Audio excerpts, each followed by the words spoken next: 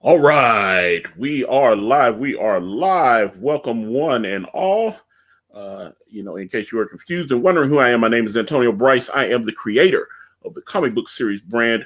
We are fastly approaching $77,000 raised on Indiegogo, thanks to the kindness and support of good folks such as yourself. If you want to check out brand, I've got the link to the first 21 pages. They are in the description. You can just read that for free. But we have a return visitor on the channel.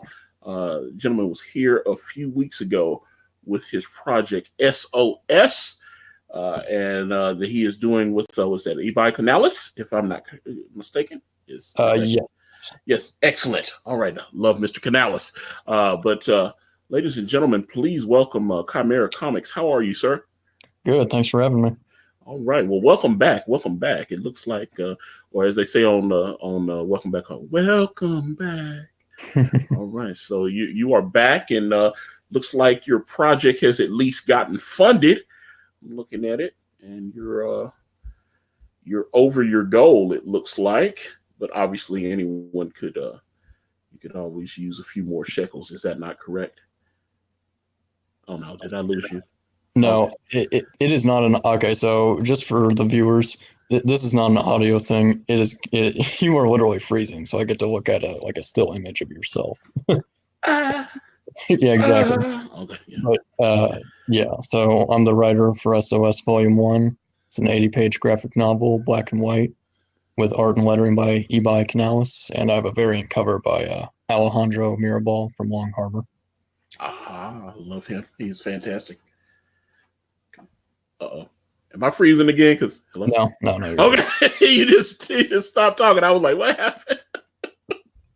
Okay, but okay. Well, I don't know. We're gonna have to figure something out here because I need to. If there's like a long pause, just ask me the question again. All right. This is when I'll start cutting up and asking the naughty questions that I sure thing. don't want. Let me see. But I'm trying to get these links tweeted out. But tell me, just for anyone who did not see our previous stream, tell us the story of SOS, how you came up with that idea.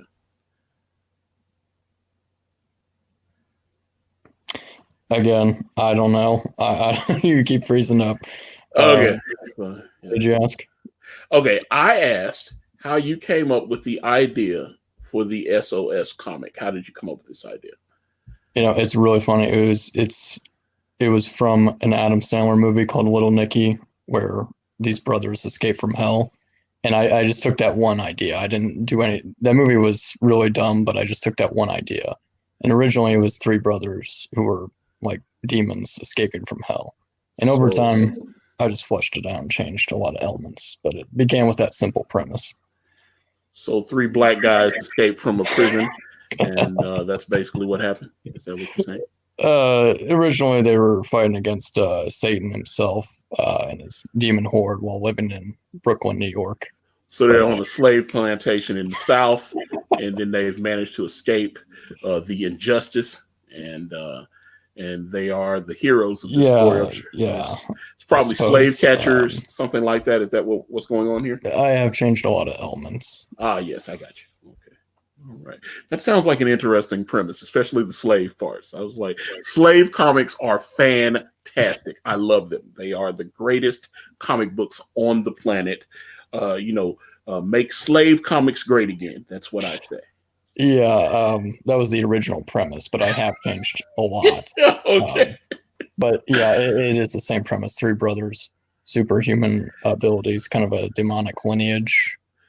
And yeah, they're combating with the Demon King and his little invasion. And the Demon King actually asks them to be part of his army, and they say no. So, another thing, okay, so you got the three brothers. Is something else I'm curious about. Is there blackface involved in this comic? Is there blackface? No, not in this one. Not in this one. Okay, so yeah, that's what I was saying. Bring blackface back. My avatar, my character Meg is also my avatar.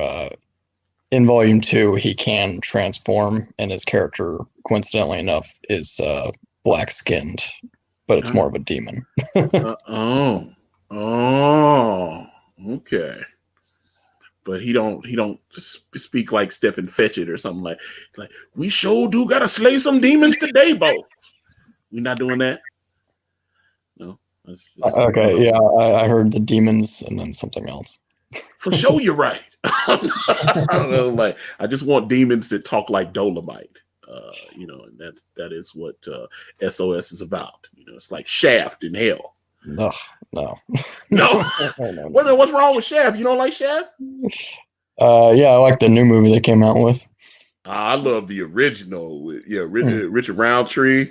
That score from Isaac Hayes. Man, that's beautiful. I've got them on DVD. I got Shaft and Shaft's big score. After that, they should have stopped making them because they did like Shaft Goes to Africa and stuff like that, and I was done. They did Shaft Goes to Africa. It was horrible. Is that a real movie?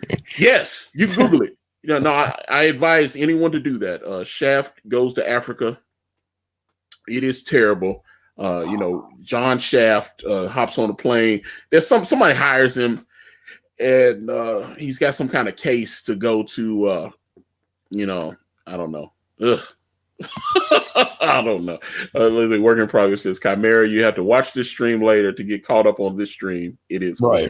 Hilarious. Oh yeah, exactly. Yeah. So, but like I said, yeah. Well, hello. I love that the chat is falling in. Hello, Jared. How are you? This is. Please say hello to Chimera as well. And if his book SOS Volume 1, if it happens to tickle your fancy, reach out there and dig about 3 pennies up because the book's not that expensive. What kind of prices you working with here on the book? So for just the SOS Volume 1, it's 80 pages. Since this is my first campaign, I'd figure I'd just go with $15 per book. 2 physical copies are $25, and then digital is only $8. All right, let me see. Then I got a bulk order for $100. I'm trying to keep the shipping as reasonable as possible. It's about the shipping, man. That's something. I think that's one of the main things because like basically this is like a eBay, some kind of store, in a sense, but although that's why like when you're buying something on like Indiegogo, it says crowdfunding's not a store, it's not shopping.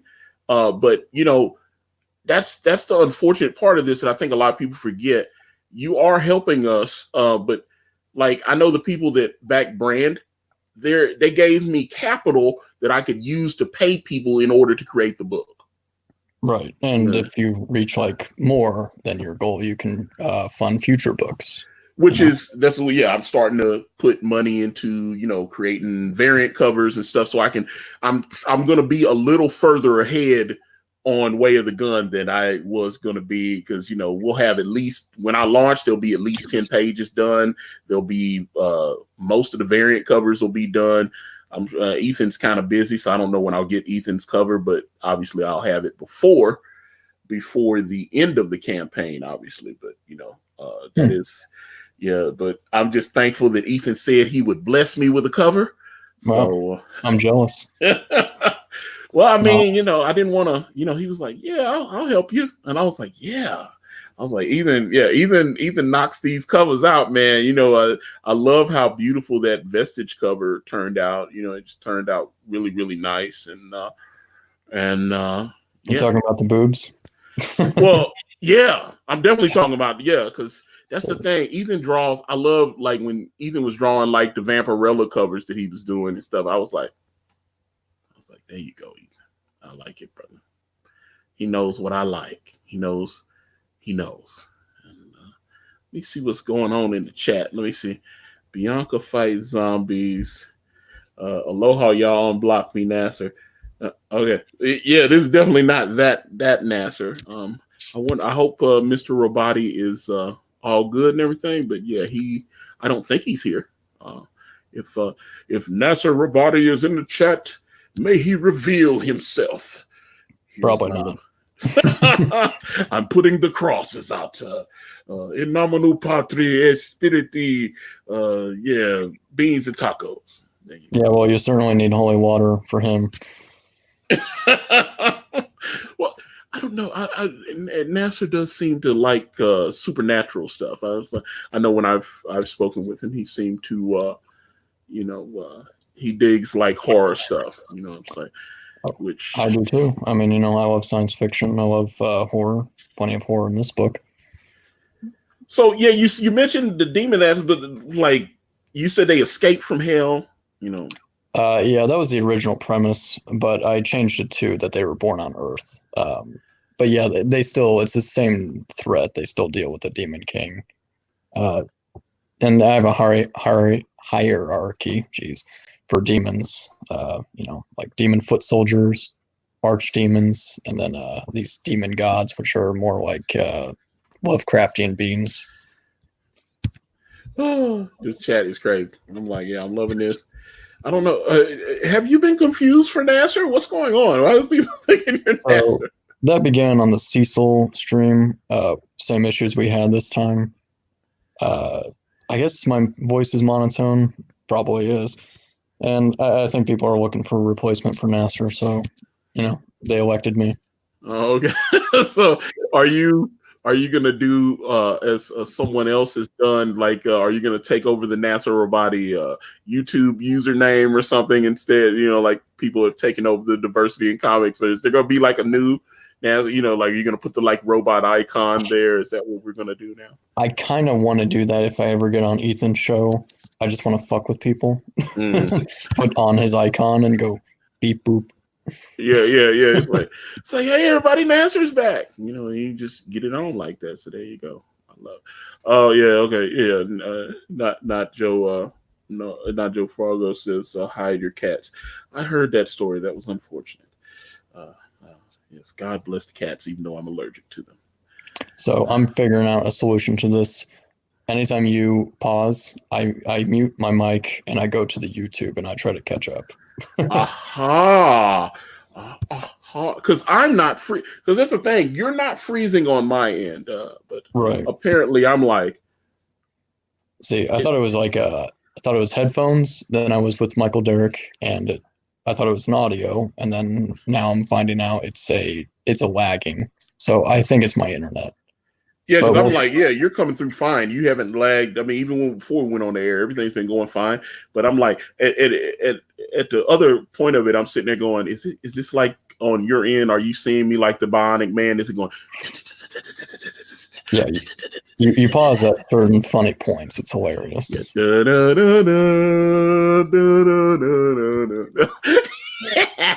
don't know. I'm just having fun. I'm just like. We can build him stronger and faster.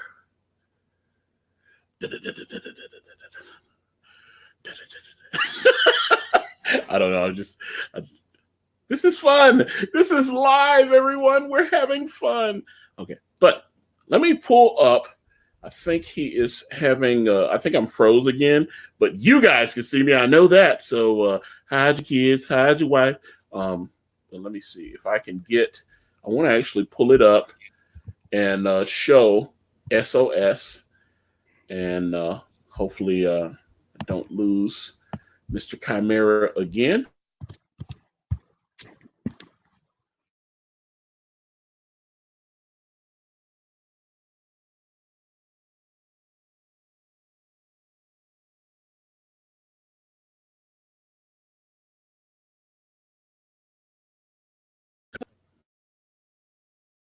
Hear you. Can you hear me? Yeah, I was you paused and then I went to the YouTube and then that froze too. Yeah, but I'm freezing on my screen now because I did every time you do the screen share, it has to load the graphics up. So it's like I think that's a bug in I don't know. But it's weird. I can hear you and it's supposed to be sharing the screen right now. I don't know. Maybe I need to see what people are saying on the YouTube. Is it even going out? I'm assuming since you can hear me that it's going out. Oh, wait a minute. Hold on. Okay, something's happening. Okay. Are you with me?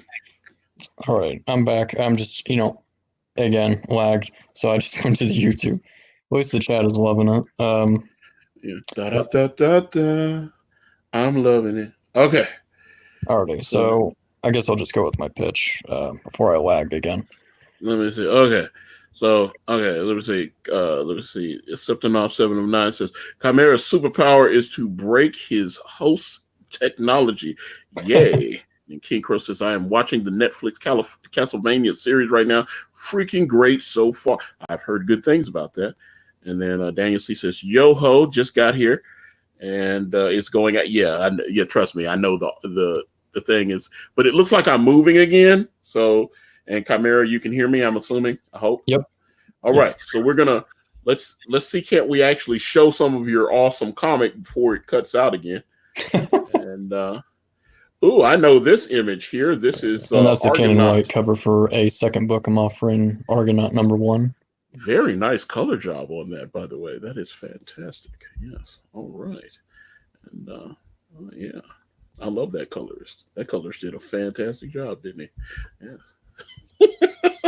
Uh-oh. Did I lose you again? No. Anytime I'm unmuted, like if I mute and then unmute, I'm back. So okay. Because I was like, wait a minute, why am I? I was like, it's just like dead air all of a sudden. Da-da.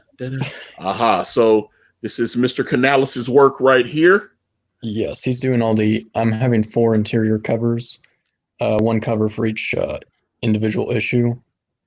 And if we hit this will be the front and the #1 issue. But if we hit the 5,000 stretch goal, then I will have the front cover done by a secret artist. Oh, so you can't give me like an exclusive or something? You can't tell me what's going on? Yeah, I'll tell you after the stream. But no, that's the whole point, man. You're supposed to get everybody hyped up on the stream. I'll show some art. Let's see. Oh, okay. Hold up. Don't before you do that though. Don't pull it because I'm on screen share, so I won't be able to see it. So hold up but when I close my screen share out, then you can open yours up, and then we can do that if you got some stuff to show me. Sure. Because it'll lock up if we don't. Right. At least you can hear me for right now. So while we're doing okay, so here's interior art from Ebi Canales. Obviously, you guys know Ebi from Iron Sights did 120 grand on Indiegogo, and Iron Sights, although probably more. I know it did another 10,000 when they did the re-release, the charity version, like 11,000, I think. So I guess a total of about 132,000 on Iron Sights.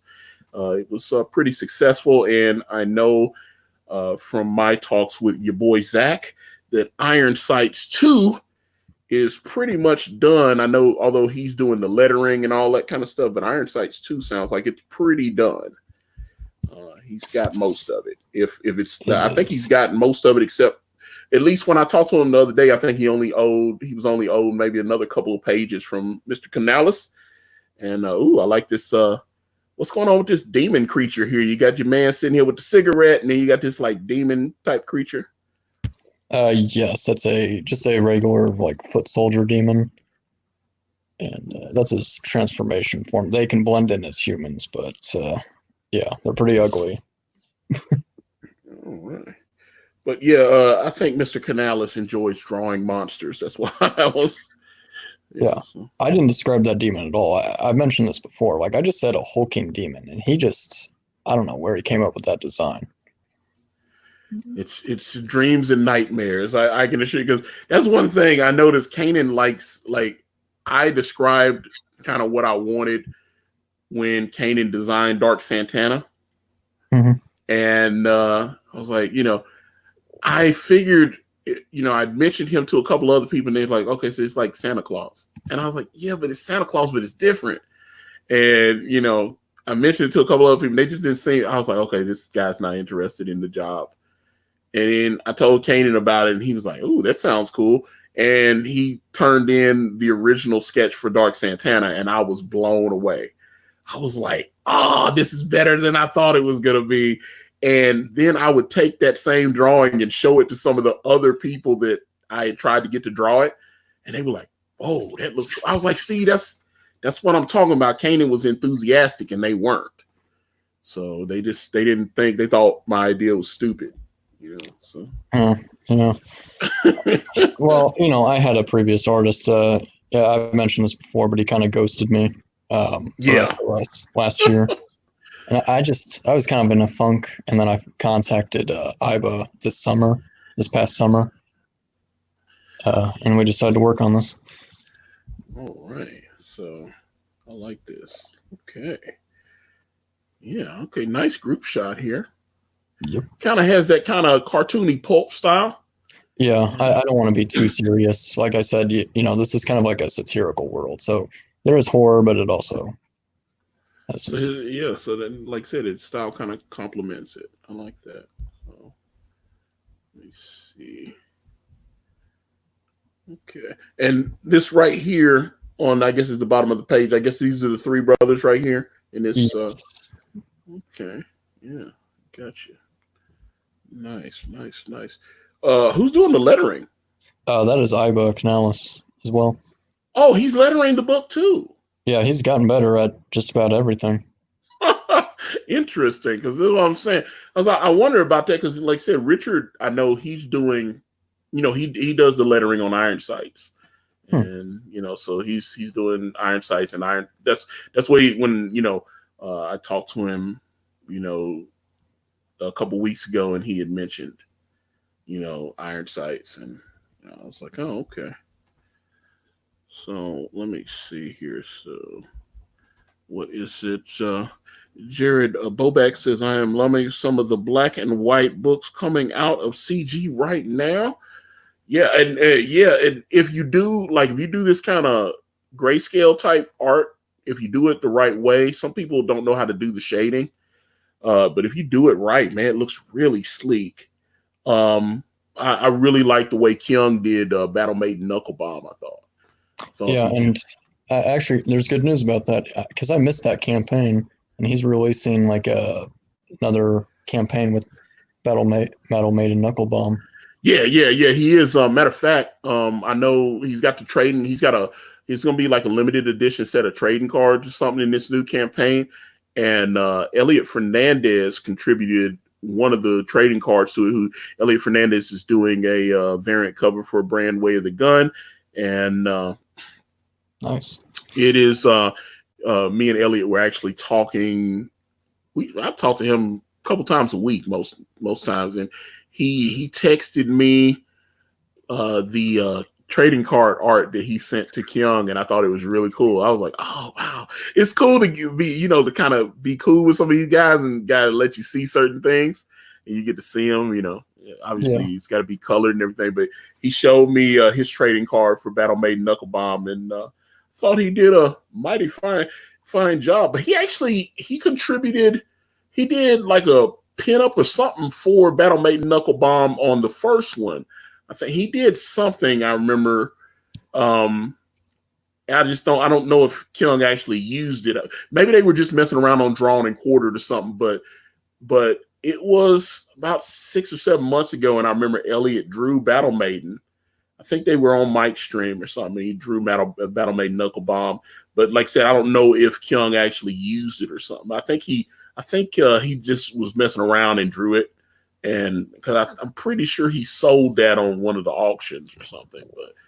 But yeah, so that's why I was like, but yeah, that wasn't his first time drawing. It was like a half figure, but this is what he showed me was like, she's kind of crouching. It was like real cute. I don't know. Elliot is just dope. I love his art style. So he's also been showing me some of the Doom Kicker stuff. And oh man, I hope he can get a couple more pages out and send that out to the backers, because I really hope that the backers get to see what he's doing with Doom Kicker. I think it looks really cool. It's like I just like the style. So and there's the variant cover.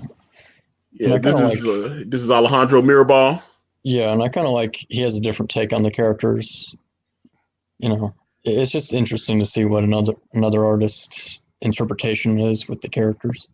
Yeah, absolutely. That was one of the things when I've had 4 different people draw Dark Santana, and like Elliot drew Dark Santana. I had Jamie Biggs. Jamie Biggs drew Dark Santana. Oh yeah, I forgot. So I guess 5. Jimbo Salgado drew Dark Santana. And then I had Chris Bradbury draw Dark Santana. and then Rob Willis, he did Dark Santana. Obviously, Kanan designed him, so he can, he's drawn him probably the most out of everybody. But out of everybody, so yeah, I guess 6 different people I've had draw Dark Santana, but there's always a little something different in each one. So, but they always seem to get the main, he's got to have that skunk stripe beard and all that kind of stuff. I really, and I'm a big fan of Alejandro. I had him on a few months ago, right after he closed Long Harbor. So I was like, I know he's working on Long Harbor now. I know he moved to Cuba and back to Cuba. And I think I think he said he's gonna reopen it. Yeah. When I talked to him a couple months ago, he was saying that he would go back and maybe reopen it when he could, because he was having I know he said he was having some issues and he needed to take a little break and handle some of those family issues before he got back into getting down. But I saw he was tweeting out that he was like drawing pages and stuff again, so that was good.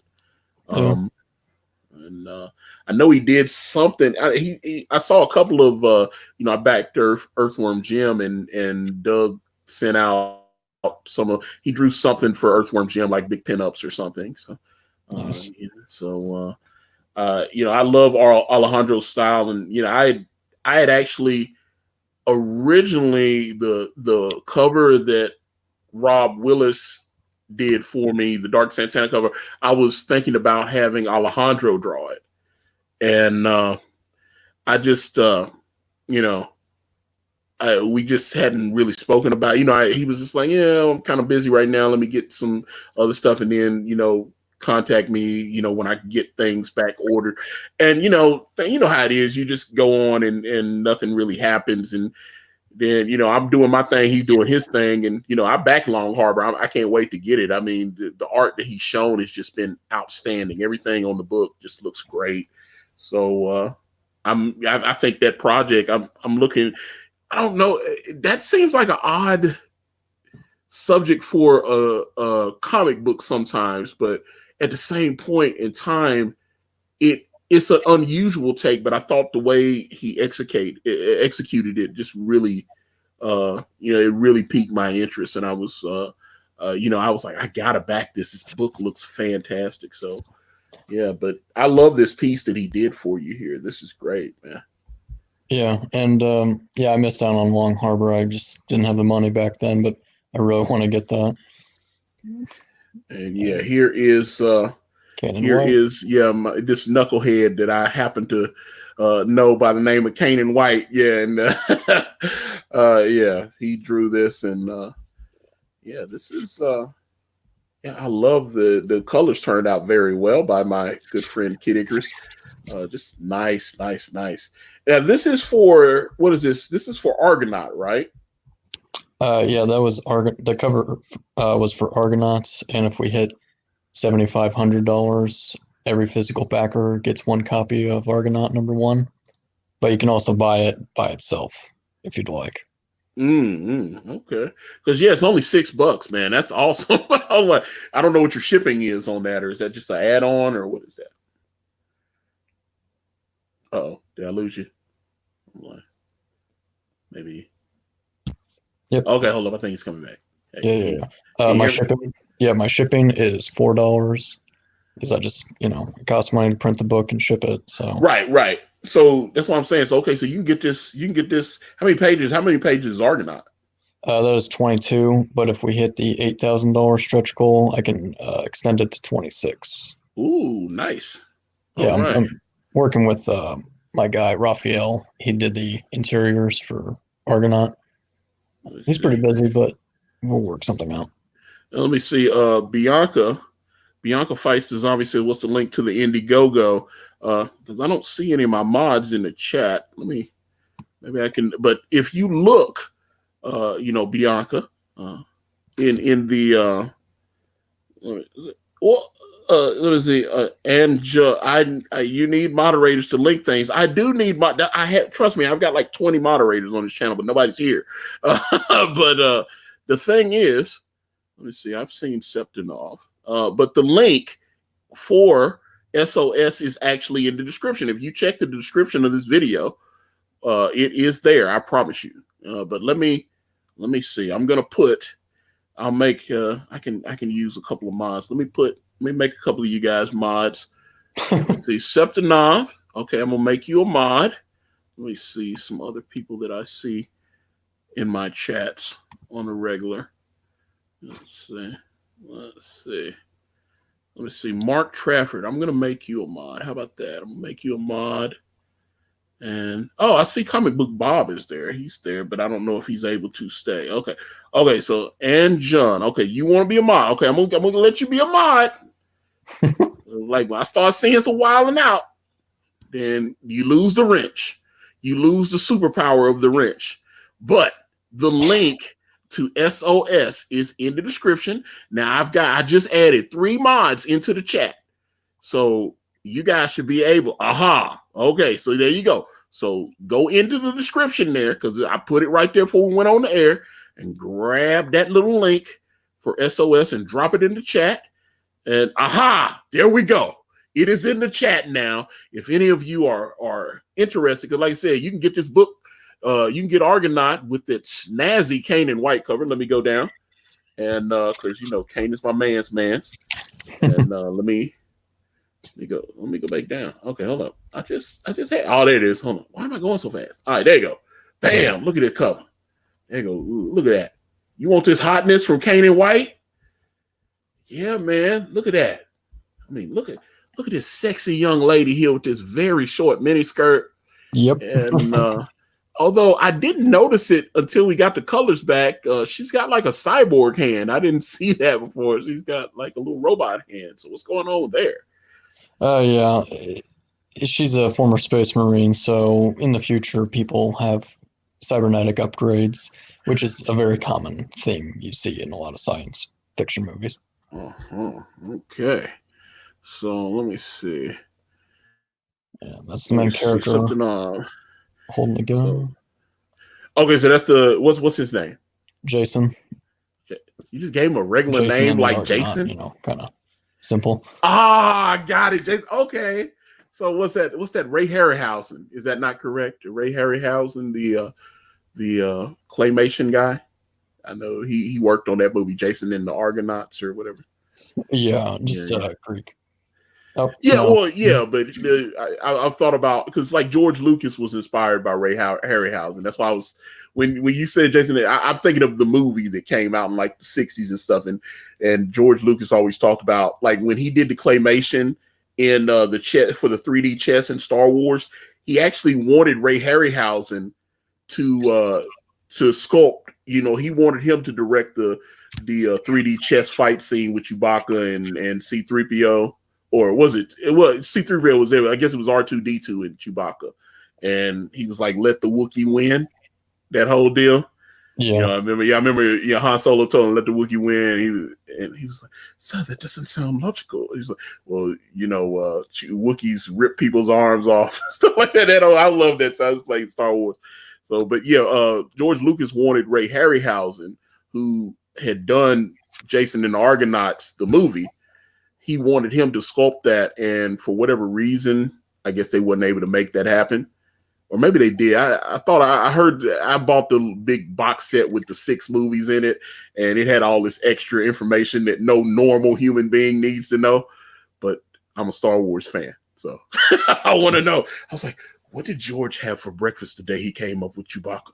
I want to know that kind of stuff. I want to know all the pertinent information. So. Right, and we got Canales in the private chat, so I think he's in the green room or something. Oh, okay. Okay, hold on. Hold up. Okay, hold on. Let me turn the thing off.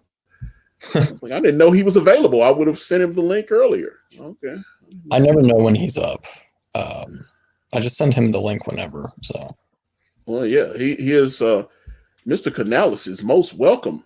Always. Good night. I'm glad to be here. Not only is my audio lagged today, so am I. I'm late. I'm sorry. I've been in total lockdown mode trying to finish a page.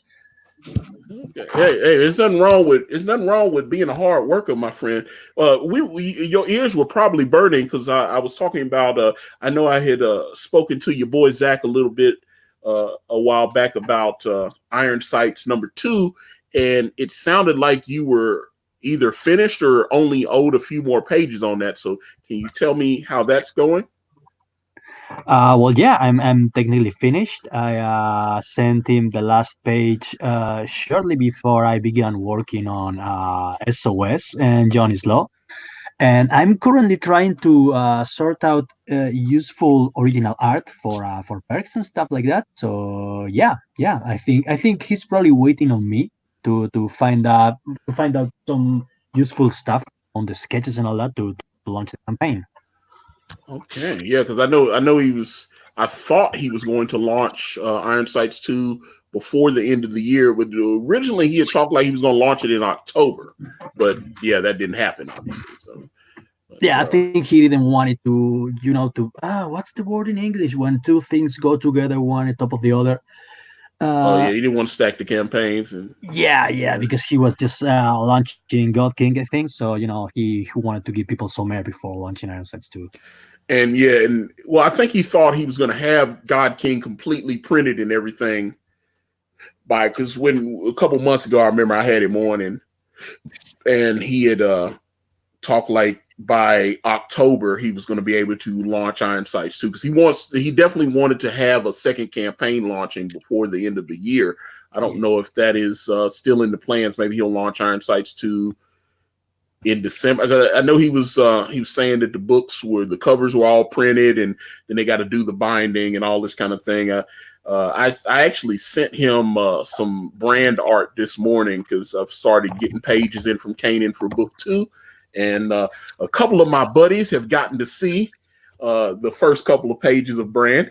So, so I'm just, I'm just looking, I'm really, we're going to get a little darker in book 2. Nice. So now that all the characters have been established. So, I'm a lifelong fan of the Midnight Suns, and actually I like Blade before liking Blade was cool because I found out about him in the original 1993, 94, I don't know, run of Midnight Suns when he was like a secondary character to Ghost Rider and Morbius and all that. Yeah, they had him on Spider-Man on the Spider-Man cartoon series, I remember. Yeah. And he had his little bike with like these spikes on it, and he was able to like drive the motorcycle up the wall. He was like, it was him against Morbius, I remember. Yeah, I remember actually. I think there's a deleted scene in the first Blade movie in which they have Morbius like staring down at him from a rooftop, and that was cut, but it was like a sequel hook, like Morbius versus Blade. That would have been amazing. Okay, hold on. So Mark. Okay, hold on. So Mark Trafford said he don't want the wrench. Let me take the wrench away if you don't want a wrench.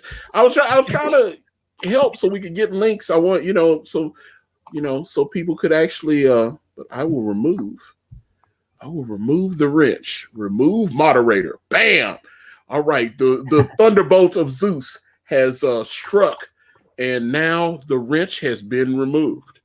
So there you are. So okay, Mark, you have been freed of all your heavenly obligations. And but yeah, so, okay, so apparently let me see. Hold on. Let me see. The Ibai Antonio Chimera saying, okay, yeah, let's settle that because I was like, okay, I thought it was Ibai Canalis. Is it not Ibai? He says it different. So how do you say your name? Since you are actually you, tell me exactly how to pronounce your name so we would get it right. Well, it's a Basque word, so I think the correct way of pronouncing it would be Ibai, like with a long A, Ibai. See, I said Ibai, but he says it different. So I was like, am I saying it wrong? Okay. So I might be, if I'm saying it wrong, I want to get it right because I don't like when people say my name wrong. So I don't know. So yeah, I just say Iba, Iba. Yeah, Americanized. I was like, Iba. I'm in America. I'm in America too. I'm in America and I'm in the South, and we are notorious for mispronouncing things or putting extra vowels on shit. And I said, Ibai Canalis. I got that cover if you want me to share a screen. I was like, oh, okay, hold on. Sure. Let me see. Okay, so Jared is volunteering to take up the wrench. He wants to hammer Thor. Hold on, everybody wants to be down. I was like, I never get this popular. What's going on? You guys have like sprinkled pixie dust on me. Okay. Okay, Jared, I have bestowed you with Mjolnir, and you are now Thor. And okay, this is why I couldn't handle the power. It was going to my head. I felt the sudden need to ban. Now that's a problem. I know that's been a problem when people have been. Ethan's had to remove the wrench from a few people because they go crazy, and all of a sudden, just because they're having a personal disagreement with someone, instead of someone's actually being abusive, they decide, hey, let me ban. And you have a lot of power when you have a wrench. You can make it where that person can't even show up on my channel anymore. You know what I'm saying? And I have to go into my control panel and remove that. So it's you have to be very careful about who you just give mods to. Sometimes I'll give people mod powers just for a chat, and then I'll go back in and I'll pull the wrench, because you never know, man. Like some people get crazy and they get abusive and stuff. It's like, they get a whiff of power. I can share screen if you want. To their heads. Yeah, go for it. All right. Let's see. My sharing? Not yet, but I know it's coming. Let me see. Share.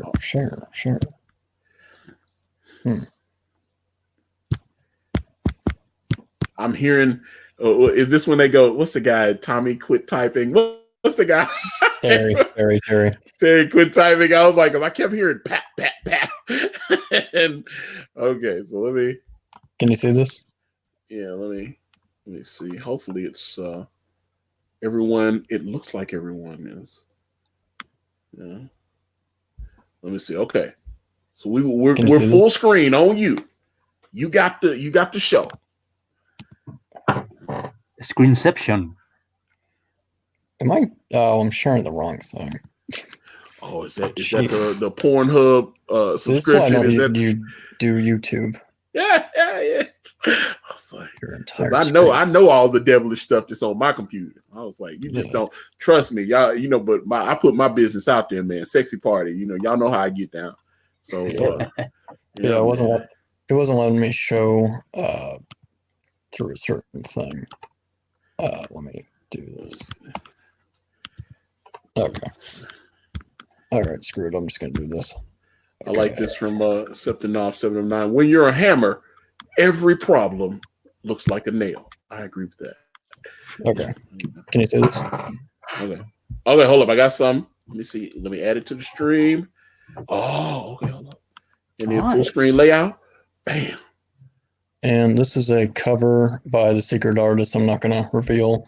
So this will be the front cover if we reach $5,000. It's not completed, as you see. This will be. Holy shit! I totally recognize that. That's Dale Keown. Oh my God! How did you talk Dale Keown into doing art for your book? No, it's not Dale. No, it's not. No. I suddenly had a panic attack, because no way I'm gonna be featured alongside Dale Keown, because that guy's a legend. He's completely gonna overshadow me. Oh, it was so funny. I'm waiting to see who bought it in the chat. That'd be hilarious. I was like, holy shit, Dale Keown? All right. Which I love Dale. I love Dale. Oh, no, I love Pete. Pete was a big influence on me when I was growing up as an artist. I love Dale. Dale is dope. I mean, Dale can't draw noses, but that's part of his charm. Now, am I wrong? Dale, that's why he drew Pitt the way he drew him, because he's not very good at drawing noses. I completely understand. I mean, I avoid drawing, well, pretty much everything, but especially backgrounds. I hate drawing backgrounds. So yeah, I'm always doing that kind of thing. Yeah, so there you go, man. But yeah, I was like, Deceptive said it's my fault. That's an inside joke from when I thought it was Cecil's fault that audio wasn't going through. Yeah. Well, hey, you made the joke. You're getting better, kid.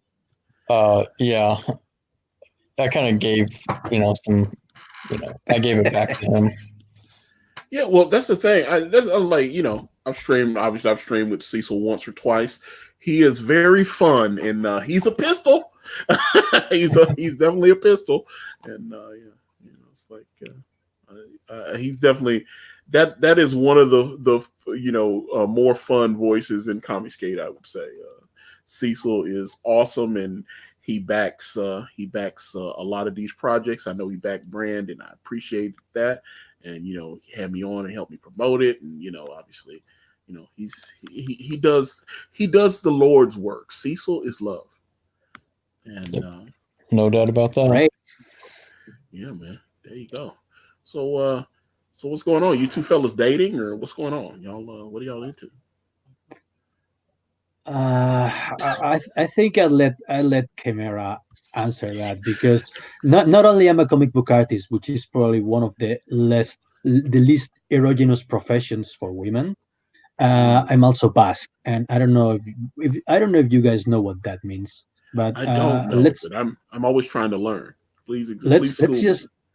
Let's just say that our birth rates are lower than Japan, and some men have begun to develop the ability to reproduce through spores. Oh, so you guys are all incels. Yeah, well, we're a incel. whole civilization of incels. Yeah, it's like I'm like the old Pink song. It's just you and your hand tonight. That is the life. Well, right now I got to be honest. I voluntarily went celibate just so that, because here's the thing. I started noticing when I got like the first couple of deposits for Brand and everything, Indiegogo put all that money over. All of a sudden I got really popular for some reason from like ladies that I had been talking to. They started looking, they were like, wow, this book is selling. And they thought I was an idiot, right? And then all of a sudden they see the book's doing $45,000, $50,000. They go, hey, Antonio, haven't talked to you in a while. How are you doing? Anything going? All of a sudden I was like, did I suddenly get more good looking? Or I know, and I went on a couple of dates that I probably shouldn't have gone on. Oh no. Yeah, well, I'm just being honest. Some opportunities came my way.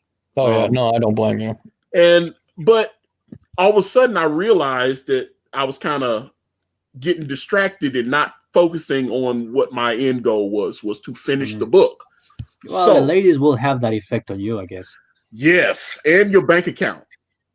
So all of a sudden I'm taking them out to nice restaurants, and then coming back and things are going. I was like, okay, I either need to focus on this book,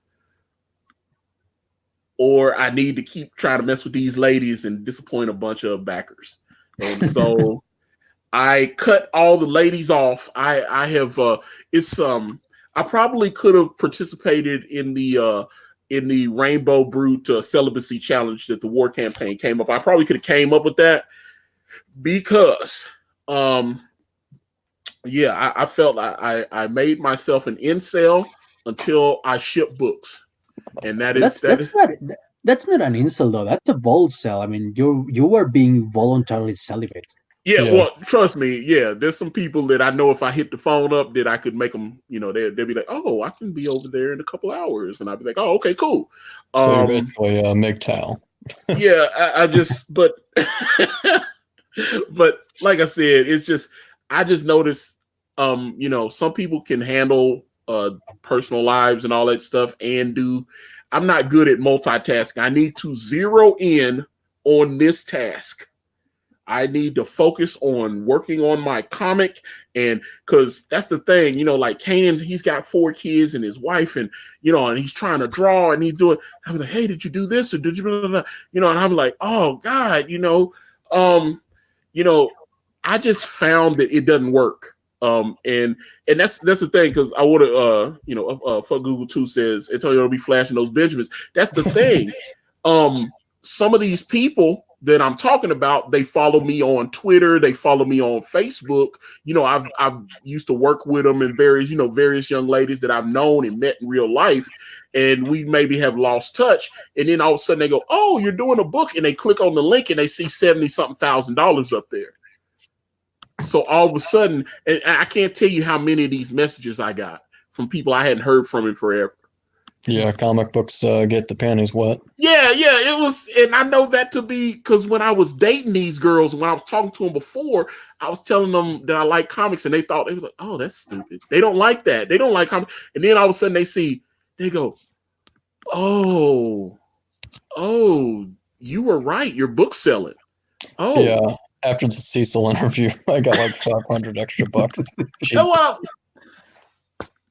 that's what I'm saying. I don't, so I know, like I said, I know generally how my dating life goes. I know, I can meet girls and do my little thing, but all of a sudden I got suddenly more attractive. All of a sudden, all these DMs from women that I hadn't heard from in 6 months, a year. I was like, oh, hey, yeah. I see, because I had broken up with my fiance. I was engaged last year. Me and my fiance broke up. They were like, "Oh, so you're not with her anymore?" And I see your book selling. Congratulations. Are you seeing anyone? And I kept getting that message. I was telling that to Ethan, and Ethan was like, "Hey, man, what Chris Brown told him, man. These hoes ain't loyal, man. Just be aware of that. It's just, he was telling me that he said this is nothing, because he was like, as you get more and more successful, you're going to see that fake success. You're going to see people will all of a sudden see you in a different light. And I was like, I wasn't suspecting anything, because I knew these women were like, I don't like you, Antonio. And then all of a sudden they click on that link and they see $60-something thousand on there. They go, oh man, he's got money. And all of a sudden I'm getting all these DMs. Hey, I've been thinking about you. How you been doing? Yep. Really? Up in those DMs. Yeah, and I was like, and that, if that didn't happen multiple times over the last few months, I was like, okay. So I was like, that has nothing to do with me, because they all mentioned the book. Every single one of them's like, hey man, I remember you used to talk about that book, because I've been wanting to do brand for 20 years. So that was always like, hey, yeah, I want to write. I want to do this book called Brand. And they were like, yeah, I remember when we were dating, you mentioned that. It's good to see your dreams are coming true. Man, you sold a lot of books. Where do you go? And all this stuff. And I was like, these women couldn't stand me when I was talking about brand before. It was just like, yeah, they don't understand. This is stupid. No one, it was nothing. You know what it reminds me of? It reminds me of the Bitcoin. There's a text message between this guy and a girl. It was like in 2011 when Bitcoin wasn't worth anything. She says, "Oh, you're wasting all your money. Oh, it's you're wasting your life." And then like when Bitcoin made this guy a millionaire, she gets a text message, "Hey James, how are you doing?" Oh. Yeah, and I'm like, yeah, there was a young lady. All of a sudden, she was going at me pretty hard, and then she was like, well, I'm happy for your success, but I don't want you to think that I'm contacting you because of the money. Even And though I was like, am. yeah, because I was like, when I kept hearing that from different people, I was like, it's the money. It's clearly the money. Because Yeah, it was like, there was this one guy. I don't remember his name. He was a graffiti artist who's basically homeless. He did a mural for Facebook for Sean Parker and Mark Zuckerberg. And he didn't take money. He took stock instead of money. And overnight he became like a millionaire. And he got all these texts offering like oral sex for like a couple million. And he's like, what is happening? Yeah, I'm telling you, because that's the thing. Yeah. Did you guys hear about I think he was a Wall Street broker who got an offer from, I think she was some kind of Russian bride, and she was like a 20-something-year-old really hot girl, and she was like, "Hi, I'm so and so, and I'm willing to marry you because you're a really rich and powerful man, and you know the deal." And you guys know what the guy told her? What's that? He made like some kind of mathematical equation to prove that he was going to end up losing money with the deal, because as time passed by he was going to be richer and she was going to be older and uglier and fatter. So that's how he dumped her. He told him, no, sorry, this isn't a good deal for me. I'm gonna be richer and you're only gonna get uglier, so bye bye. But that's the thing. Like I said, I know I didn't all of a sudden get more attractive. And when it's I've watched, there used to be a show what was it? This guy Romeo, and he was like a dating coach. He was on VH1, and he would show you how to like pull women. He was like a love coach. He would go in and he would show you. He was like, "All right, so when you approach this, when you walk into the club, women are throwing you all these tails and everything. You can tell. It's like it's subconscious. You know, they don't realize they're doing it, but they're letting you know they're doing mating tails to let you know that they're interested. And man, the guy's name was Mystery. That's his name. I was like, he called himself Mystery, and he was a white guy, but he dressed like a pimp. It was weird. He dressed up a big hat with like feathers and weird loud clothes and stuff. And he was it was like it was wait a minute, why am I hearing echoing? I'm like, I put in headphones if that makes a difference. oh, okay. Okay, because I was like, yeah, I don't hear it now. I was like, whoa, what happened? I was like, yo, I was like, hello. I was like, I was all echo and stuff. But the mystery guy on VH1, he would tell you, you know, different things that you could do. He would try to teach like nerdy, geeky guys like myself how to pick women up. But I was like, let me see, hold on, let me see. Bianca fights zombies. I know it's shocking, but women really, really like money. Get yourself a plain, simple girlfriend, have kids, no need to get married. Wait a minute. So you're gonna have kids and you're not gonna get I've noticed that must be different for this generation, because marriage used to be a staple. Now people are like, yeah, you don't have to marry the chick, just take care of your kids, you know. So I don't know. Is marriage off the table now? What is that? Well, I know that Kurt Russell and Goldie Hawn have been dating for like 40 years now, and the relationship seems to be going really well. So, you know, those are actually my relationship goals. Yeah. Well, so marriage is off the table? Yeah, marriage. Yeah. I'm not the biggest fan of marriage. You know, people tell me, do you support gay marriage? And like, shit, I don't even support heterosexual marriage. Right. Yeah. Well, I mean, marriage is like a way just to get men on the plantation. Basically. Well, I mean, once Bianca's his messages said, or her, I don't want to misgender. I'm assuming with that. I don't know. You know, there's a lot of people, they'll be like Mary Sue and they'll be a guy. So I don't know anymore. I don't know. Maybe maybe you're a male that identifies with your feminine side or whatever. I don't know. But I'm sure if you choose to identify yourself as whatever, I want you to feel welcome and included here. The fact that we have to talk like that in 2019 is insane. Well, Canales is married to War Campaign. Hey, yeah, well, I actually hang out with the War Campaign guys more than I hang out with regular people in my life. So yeah, that's not inaccurate. Well, I thought Ethan said something that was very, very funny the other day. He was streaming, and he said the War Campaign was LBGTQIG for internet gay, which I thought I was like, that should be a hashtag or something, LBGTQIG. So yeah, the War Campaign is internet gay, and we're okay with that. We include people here in Comicscape, so. You know, it is okay to be internet gay, and I need a shirt that says that. And Nuclear Sharkhead brought up a good point. I'm seeing a lot of articles of women marrying themselves. Oh, well, I tweeted that article out with what's the Hermione chick from the Harry Potter, where she said she was self-partnered, and I was like, oh boy, that tells me right there that she's just one dick away of being an incel. Right. She's a femcel.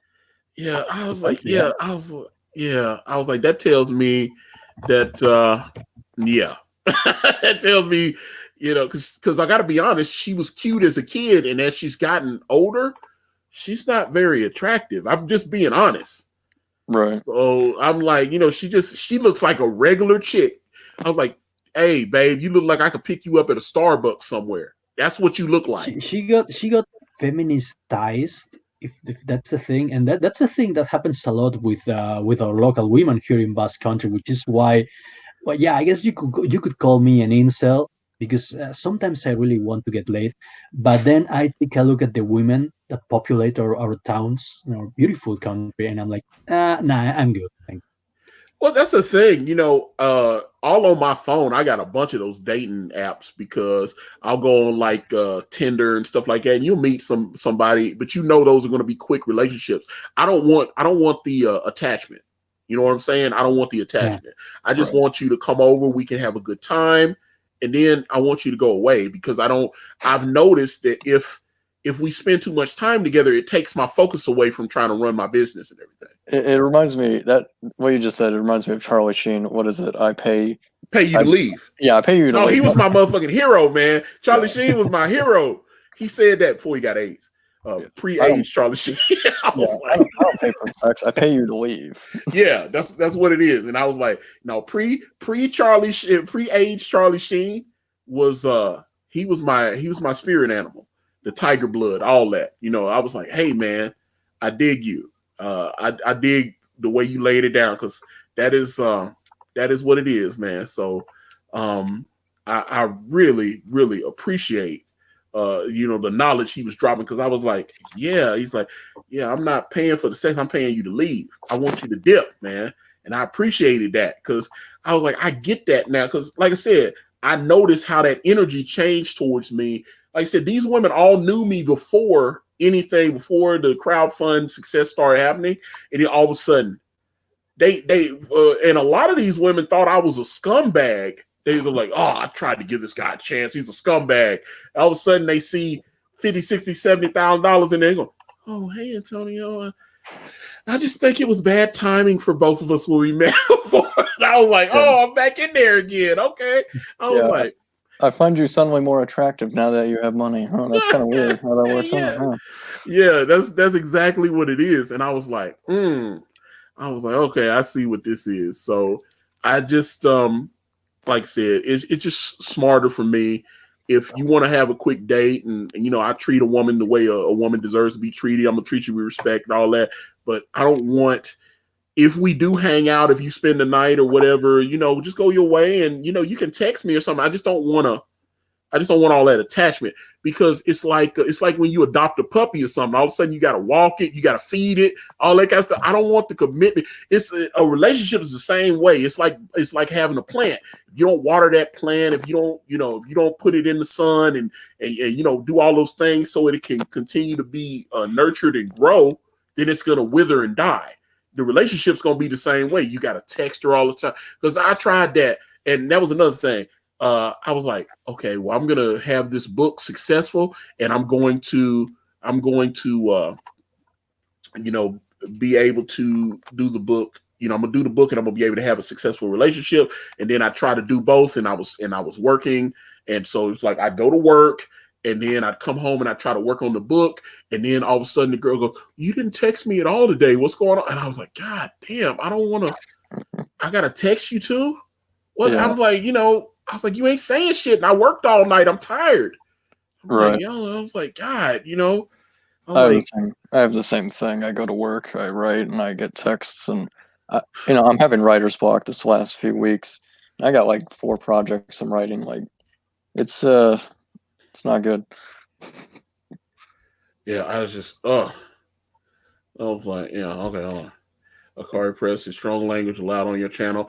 It is allowed. Do you not listen to Sexy Party? Oh, never mind. Okay, but there's a playlist called Sexy Party. It's got horrible adult themed, and yes, I have updated my YouTube where they know that I don't do videos for children and stuff like that. But yeah, if you say a swear word, I'm not gonna freak out just because I swear all the time. So it's not. Although, like when I would have someone like a Jeff Smith on, I'm not gonna be using little swear words. Although he said, I think he said shit on the, and I was like, Jeff Smith just said shit on my channel. I wasn't expecting because I was trying to be all prim and proper. I was like, I had Jeff Smith on, and I was like, you don't understand. I've been a fan of this guy for 25 years, and he said, we were just talking and he said shit. And I was like, Jeff Smith just said shit on my channel. It's like hearing one of your parents. Yeah, it was weird. I was like, because I was making sure that I used very professional Yeah, no, the channel is not marked safe for kids. Because they'll get you if you mark a channel safe for kids and you mislabel it. Then you probably won't be having a channel. So, oh no, fudge! I gotta do like I saw it was somebody I saw there was a screenshot of Mike's channel and they had screenshot I guess Edwin was sharing it. And they had all the words that he had blocked, all the different things that you couldn't say. I guess so many people troll Mike's channel. He had so many things. He had so many people blocked. He had so many words like fudge was blocked in the chat. It was so many things like war campaign, different things. I honestly couldn't. I wouldn't be able to control myself and not use all the now words. That you mentioned the brand thing. I was just thinking, like, how many DMs is Zach getting? Like, he has almost $1 million. Yeah, and he has been very obvious about the thing that he likes to be fruitful and multiply. So he's been very honest about that. So, oh God, so yeah, we may be looking at another infestation here.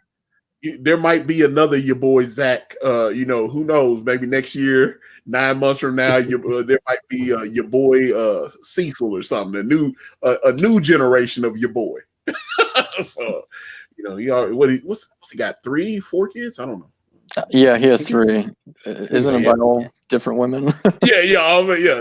He's spread his seed around. So, like I say, he might be looking for baby mama number 4.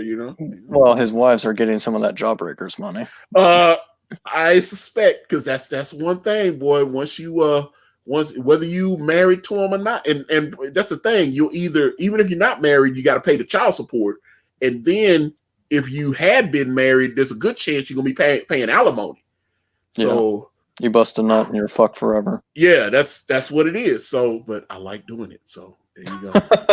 I mean, man. But it's like an 18-year commitment. Yeah, well, shit, sometimes longer than that, man. You might want to help them pay for their college and stuff. You know? God, no. I got buddies of mine. Like, yeah, I'm trying to help them pay for the college. There was a buddy of mine. He was trying to. His daughter had good grades, and she wanted to go to Vanderbilt. He took on a second job helping her pay for her Vanderbilt. I mean, she went through, she got a law degree, but I mean, he was working 2 jobs to help her pay for Vanderbilt. So I will just recommend good YouTube tutorials, and that's pretty much it. I'm just saying, man, you don't stop being a parent after that 18th birthday. Now, some people are like, all right, I'm still your dad, but you're financially responsible. They feel like, look, or your daughter's she's 19 and she's getting married. All of a sudden, you like, damn, I got to help her pay for the wedding. That kind of thing. So, I mean, things happen. So, that's what it is. My brother's got 4 kids. My oldest nephew just turned 25. He's always at the house eating. He moved out. He moved out like about 2 years ago. He always over at the house washing clothes and mooching and stuff. It's like he still lives there. Is it really $500K to raise a kid in California? I've heard it. That person must have money because people in the projects can do it for a whole lot less than that.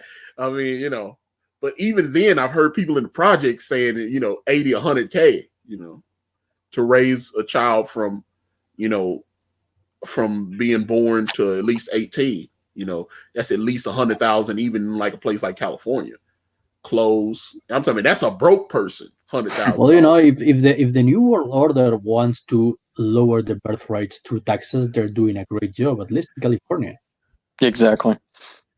Yeah, I'm like, I mean, around here, where I'm at in Tennessee, we're supposed to have pretty cheap cost of living, but Lord, and all that. I'm like, so I'm just telling you, the chat is hilarious. I love the chat, man. Oh, speaking of, aren't they coming out with robots? I mean, I feel like robots are going to replace women. I'm gonna tell you something. I bought one of those marital aids. Oh God! When I got single, and as annoying as the woman is, I like the woman better. I got to be honest. I like. I do like the woman better. Well, as a lifelong Transformers figures collector, robots have already replaced women in my life. Oh, so robots are replacing dogs. I saw somebody they had spent all it, like roll over. You got a robot dog and you're teaching it to like flip and turn tricks and stuff. I'm like, okay. I was like, lay down, beg, and the dog is doing everything that a real dog would. But I was like, I mean, and you don't have to clean up after it. You don't have to potty train it. So, but I just don't understand. I don't know. You want to, oh no, Zay, I should have said that. He's like, what's a marital aid? Well, since I wasn't married, maybe I misspoke, but they call them, like, you can find them on Amazon if you type in marital aids and stuff. You said marital aids. Yeah. No, it's like, yeah, marital aids. Yeah, I'm trying to speak. Yeah, fleshlight. Yeah, definitely a fleshlight. I am quite familiar with the fleshlight. In fact, I worked when I worked for Amazon, which I worked for Amazon.com for almost 7 years. Actually, what's today's date? This is November the 15th. It was this day 7 years ago that I first started working at the Amazon facility here in my town. And I stopped working there in April of this year. So it was kind of a drag to, it was kind of a drag going in, especially when I knew I was like, this working here is interfering with me being able to do what I want to do and finish my comic and write the next books and all that kind of stuff. So I but one of the things that I did at Amazon was I packed a lot of sex toys. That's what I did. I packed a lot of marital aids, and we sold the fleshlight. And during the holiday season, they work you 60 hours a week. I mean, I will be honest, Amazon pays pretty good. They have great benefits. They give you stock options, or they used to. They stopped doing the stock options last year, which ticked off a lot of their long-term employees. They're like, man, y'all give us stock every year. And they said, no, we're not doing that no more. They used to give me stock every year. I'd get 2 or 3 stocks. And that stock, you look at it, it's like $1,700-$1,800. And so they were like, hey, you just work here. Here's a couple more shares. And I was like, yeah, great. I was like, awesome. Because, I needed some cash a few years ago. I had to, I was like, I needed like $8,000. I was like, let me sell about 3 of these and get some of this money. But, it was, Amazon treated me pretty good. But it was, I just thought, they work you to death. They just work you to death. And it was just, and I'd come home. So I'd be so tired. I'd be like trying to warm my car up. It'd be the middle of the winter. And I was like, all right, let me go out here and warm my car up. I'd end up being so tired, I'd pass out in the car. I'd have my car running. And somebody come knock on my door. Hey man, you all right? And I was like, I'm in the parking lot at the facility asleep in my car because I was working like 12-hour days, 13-hour days. That kind of, it was just crazy. Trying to make sure that you got your new Xbox for Christmas, That's John, you are absolutely, you're just a number worker for Amazon. That's exactly what it was. You go in there, I have my little badge, boop, boop, scan in, get to my, we do our little stretches because we had to go, you go to the employee area and our team leader would come up, they walk up and say, all right, guys, we're going to be shipping out 50,000 packages tonight. And that's the plan. They say we're going to try to do more than that, but we need to ship out at least 50,000 packages. So all of a sudden they give you your assignment, tell you what line you're going on, and all of a sudden I'm like boop boop boop boop, and you have a pack rate. You have to pack X amount of packages every hour. So wow. Because if you don't make in every week they'll come up to you and they'll be like, okay, you packed it 114%, and this time you be tired, and they'll be like, well, Antonio, you only packed 97% this week. What's going on? And I'll be like, I'm tired, man. What do you think? Yeah, I used to work in sales, and they had that same bullshit too. Yeah. Oh, it was annoying, dude. I'm like, I'm tired, man. Yeah, I'm like, and then so you work like the first 4 hours. They give you a break. You get 15 minutes, and then some people we get all like during the holiday season. Like right now, they're getting ready for peak, so they start bringing people in to help because they bring in an extra 2,000 people to work in the facility, and all of a sudden everybody starts. The security would have to ramp up because everybody starts stealing. It was crazy, man. And I saw stuff at Amazon. It was people talk about the fleshlight in the chat. Someone, one of the pickers would get the orders. And they would have to go through the bins, and they'd have to fill up their tote. They'd be like, "Okay, we need you to get 20 DVDs, get 10 of these video games, get 10 sets of batteries, and then send this upstairs." And so they had to go. They go with their gun, and they go boop boop boop, and they scan everything. And once it confirmed, okay, that bucket's full, send it up. And like boop boop boop boop boop boop, scan up another. And you have to pick. I mean, they were having these rates where you have to pick like 90 something units an hour.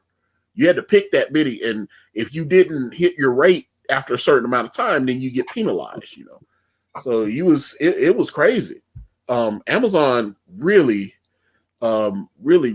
got like I said, I did it for almost 7 years. It was just time to move on. It was just time to do something else. So I am very proud that the book has been successful and afforded me the opportunity to live my dreams. Yay. Yeah, that's the plan. That's the plan for my comic. I've been working on it for 15 years. Yeah, and I mean, that's the thing, man. You gotta keep creating, man. You gotta keep, trying to, do these things. Cause like I said, I'm very, very thankful to all the people that have, subscribed to this channel, all the people that have, supported my book and supported a lot of these other comics that, that's why I have, invite you guys on and, different creators and stuff to try to, help y'all sell some of y'all books as well. Cause, that was one of the things, Ethan helped me. And, that was one of the big things he said, he's like, hey man, if, you don't owe me anything, but like pay it forward, help some of these other people out, try to help. He's like, we want to grow this community. We want a big, thriving community of independent comic fans and creators. We want to build, and I agree with that. That's I want, you might be doing something on another channel or something and build an audience, and those people wouldn't know anything about my book, and then I can come on yours, and then we, what I'm saying, we cross-pollinate. I like that. I like that idea, I always say that my favorite part of Comicsgate is how much people help each other, regardless of drama, But I really like how people always invite you over to live streams, or they promote your stuff on their Twitter, on your social media. So yeah, I keep saying that this whole Comicsgate thing has made me meet the best people I've ever met in my life. Yeah, that's what I'm saying. I'm like I said, my whole life is different because of Comicsgate. So that's the thing, not being a part of it, and I laugh when people go, "Oh, Comicsgate's dead." I was like, "Really? You think it's dead?" Yeah, and the evidence they have is, oh well, the next campaign won't be successful. Well, yeah, kind of. I mean, Richard's second campaign, God King, it made less money, but that's because Mark Waid interfered with the first campaign. And he that was reported in news sites like Breitbart and Milo, so he kind of got that outrage money.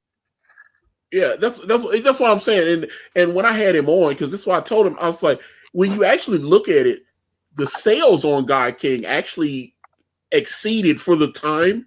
You know what I'm saying? Because for when he started, he hit certain plateaus on the original Jawbreakers campaign, and then he exceeded those. The sales came in much quicker for God King.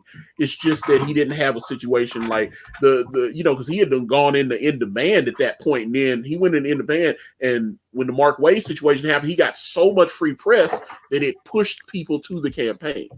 So that that's obviously that's lightning in the bottle. That's not going to happen again. But the sales for God King came in much quicker than they did for Jawbreakers.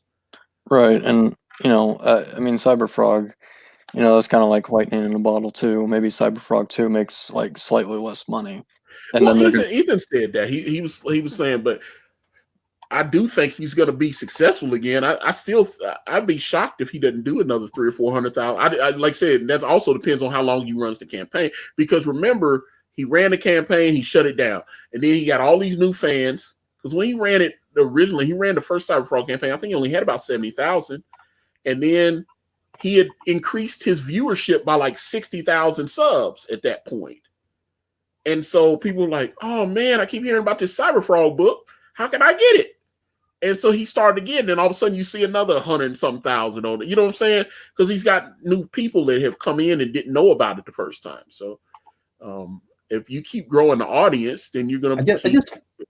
I just find it funny. I just find it funny that somehow your second issue selling less than the first one signals that your industry is failing. Can you imagine that? Well, It's not like it freaking happens to the mainstream all the time. well, yeah, it happens with the mainstream. Issue number 1 always sells more. Well, I actually think that I think issue number 2 of Brand is actually going to outsell issue number 1. I like to think that with all the little nice bells and whistles we have coming for it, I think we're going to be very successful. I think I've heard from a lot of backers like, when are you launching? And I'm like, I just want to make sure that we're shipping books out first before I try to launch, because I just don't think that's right.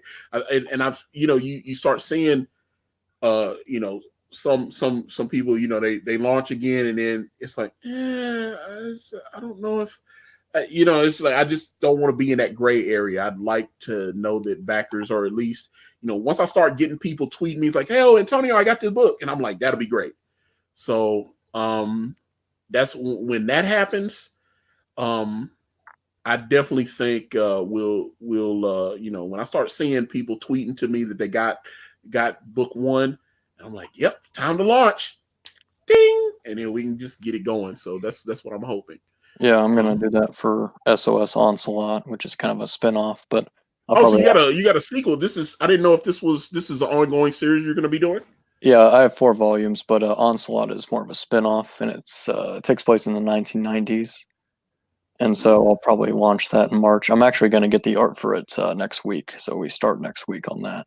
Is Ibai, are you doing the art on this one, or are you doing? Oh god, I hope not. I'm already drawing 2 comics, and I can't do anything. No. Sorry, but no. Thanks, but no thanks. No. It's the artist from Argonaut. We'll be doing Onslaught. Oh, okay. I was like, that's why I'm saying I always like though when sometimes you end up connecting with people in different chats or whatever, and obviously I know first time I ever streamed with Ibai was on War Campaign's channel. I had some fun on War Campaign, and always have. yeah, Ro was like, "Hey, Antonio, come on!" And I was like, "I don't know what this is." And he invited. At that time, they only had like 300 people on the channel at that time. I mean, it's crazy. They got like 2,000 people now. And I'm telling you, War Campaign, their audience is enthusiastic. They're engaged. They get higher streaming numbers than some channels that have 10, 15. Like they're doing numbers like Doug to Naples channel. He's got like 13,000 on his channel. And I've noticed sometimes he can hit those kind of streaming numbers. A lot of times they're just jerking around, and they got 400 something people in the chat. You know what I'm saying? It's just their audience is engaged. You know what I'm, and I was telling Ro that I was like, that's amazing. And they buy comics. I know that's one thing. I know I went on War Campaign. That's why I went on War Campaign. I know I sold about $300 some worth of comics, just like that. I know they buy comics, so so War Campaign's all right with me because I know they've definitely War Campaign people have definitely got behind my comic book when they didn't know who I was. They were just like, oh, okay, Antonio seems cool. And they just, hey, they got behind and put it out there. So, War Campaign is all right with me, man. So I appreciate them supporting. Yeah, they have, as far as I know, they have backed all the projects that I've worked on, and they always help us promote it. So, what can I say? They're my bros. Yeah, that's what I was like. Definitely salute to Ro, man. I was like, yeah, I always like Ro. Ro's cool peoples, man. Yeah. You know, When I announced my newsletter, they reached out to me because I had Canales on, and they just reached out to me and let me on a few streams. I mean, yeah, Gat, all this like Gat. Like I said, I gotta right. Matter of fact, before Vestige closes out, I need to get some of those guys on to talk about Vestige. I'd like to do that because, I know Gat was trying to tell me about the CG Jumpstart, and that looked interesting to me. It's like, I saw the cover from Andrew Huerta. I was like, yeah, I'm interested in that because that's one thing I kept saying. I was like, man, we need Wizard Magazine back. We need that. And it sounds like they're kind of going for that Wizard Magazine type vibe. And it'll actually be a physical, because some people's like, let's do Wizard, but it's like on YouTube. And there's nothing wrong with that. But I love getting that physical magazine, being able to flip through it, and just because I still have a few issues of Wizard Magazine. Matter of fact, I think I got some here. Let me see. I thought I had some Wizard behind me somewhere. Oh, I got so much crap. I got matter of fact, I got like comics and stuff like. There's Billy Tucci. That's how you know you're a single man. nice. Yeah. Oh, trust me. When my ex was living here, she was like, "Got all these stupid comics," and I was like, "Okay, let me find a place to put them in." And I was like, I had to make sure, I was like, I had to do, yeah. But this is Zombie Sama. I actually got two of these. Here's another one Billy sent me. Yeah, another zombie. Yeah, so I got and I backed She. So yeah, definitely. Billy is making a killing on She, man. I know they was over like $30-some thousand. I know his Kickstarter was over 21,000. I know he was over 10 on Indiegogo. But man, yeah, and just within like 12 hours, he was already at them kind of levels. So and I know Ethan said he's gonna have him on. So I know when Ethan has him on, that Indiegogo is gonna blow up. And I tweeted out earlier because I had to send a letter, email to Billy's wife, Deborah.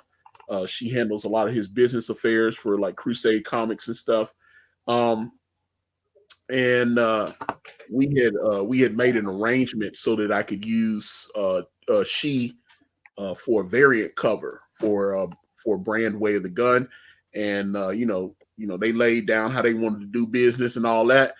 And they wanted to make sure that the cover was colored the right way. All that, they just wanted approval of the art. I understand that. I don't own She, so I understand if I ask someone to use their property, that they want to make sure that it's being presented in an appropriate way.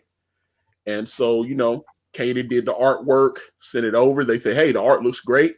Let us know when you get the colors. So I got the colors in last night, shot it over. I don't know if let me see. Hopefully I don't I'm actually doing something similar for Onslaught in March. let's see. I'll be having a variant cover of SOS and what is it? The Werewolf Sasquatch. Oh, Shinobi Sasquatch? Shinobi Sasquatch. Yeah, we're gonna have a crossover. Yeah, Rob Willis, man, love it. Shinobi Sasquatch. Matter of fact, you can see I've got some artwork from. I've got two artwork pieces from Rob Willis hanging in my bedroom right now. One is the Dark Santana variant that he did for us for Brand Way of the Gun, and the main one is the cover to Shinobi Sasquatch, which I purchased off Indiegogo.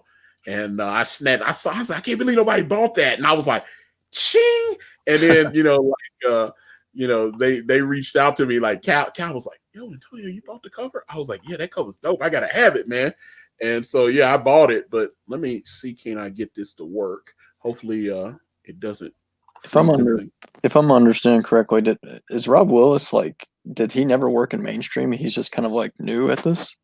I think I heard he was a tattoo artist. That's why I was like, I heard he was a tattoo artist, and I was like, is he really a tattoo artist? I mean, I thought he was working in comics, but he said something like, "Yeah, this is my first comic" or something like. Whoa. Yeah. I don't think he's. As far as I know, he's never done anything. But maybe I love to talk to him. Outside, I mean, we talking DMs and stuff. Right. But when I especially hold on.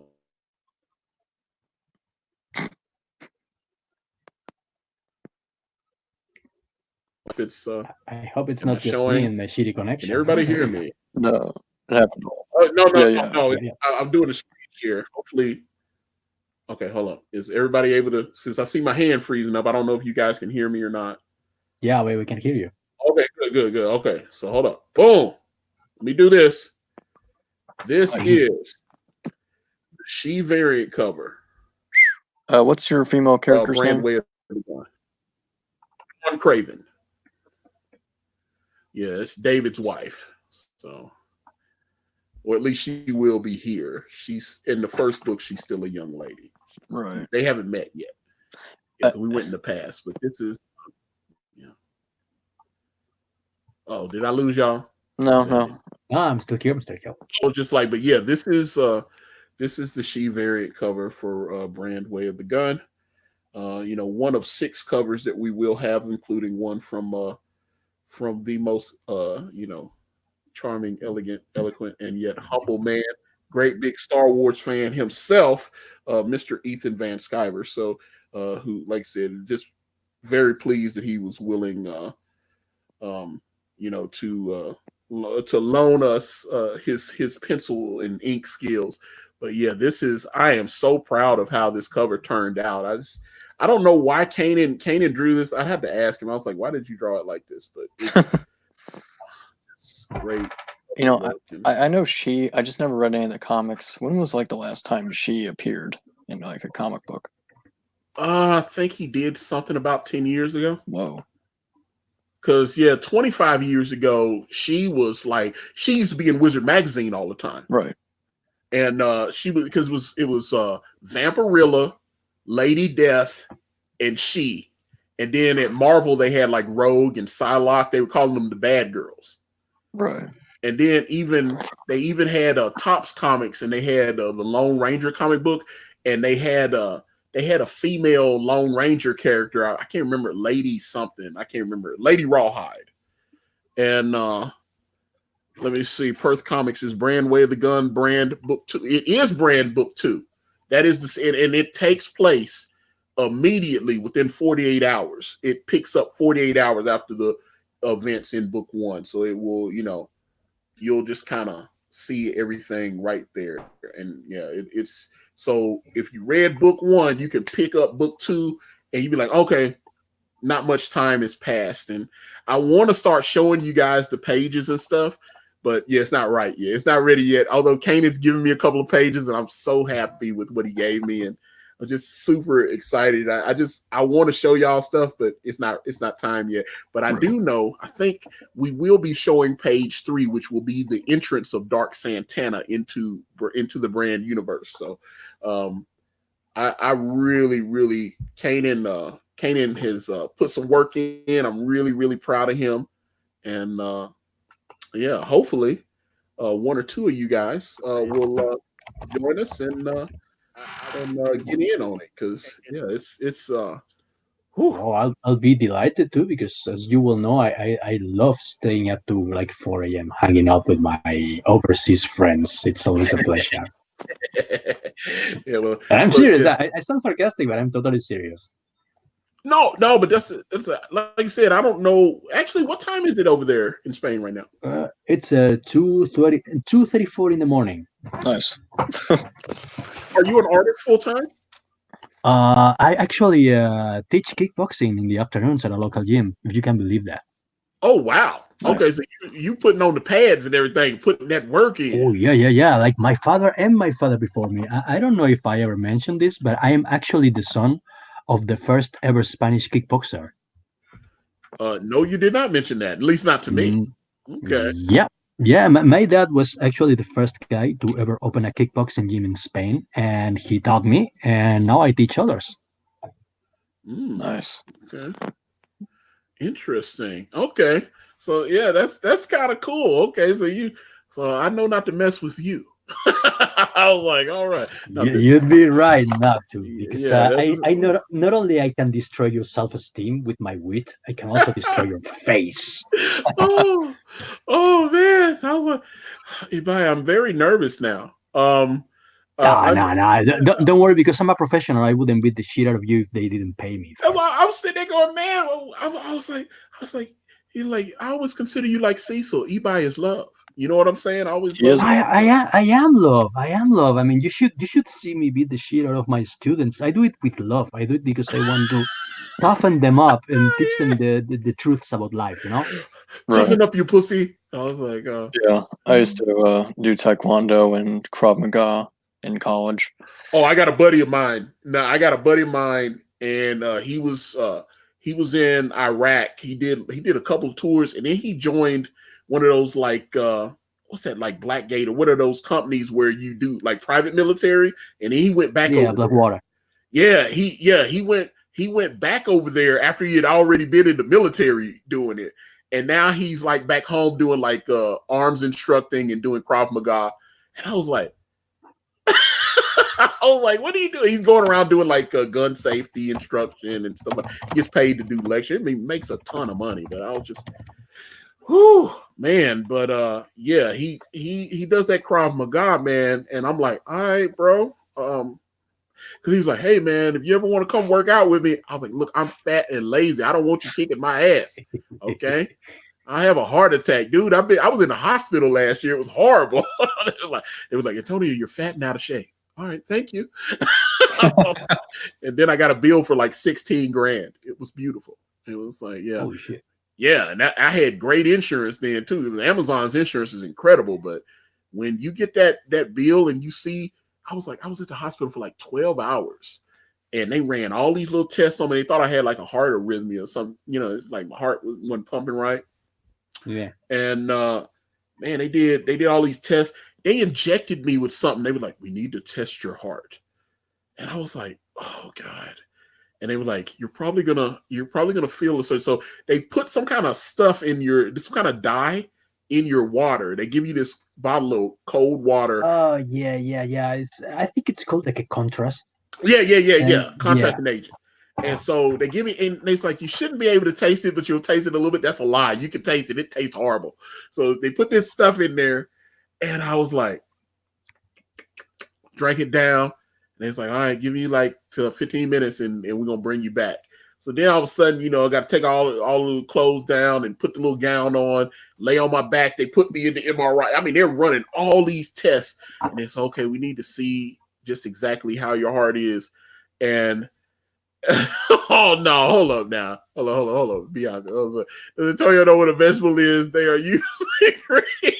Yeah, I do. Although I could use more vegetables, I'm not gonna lie.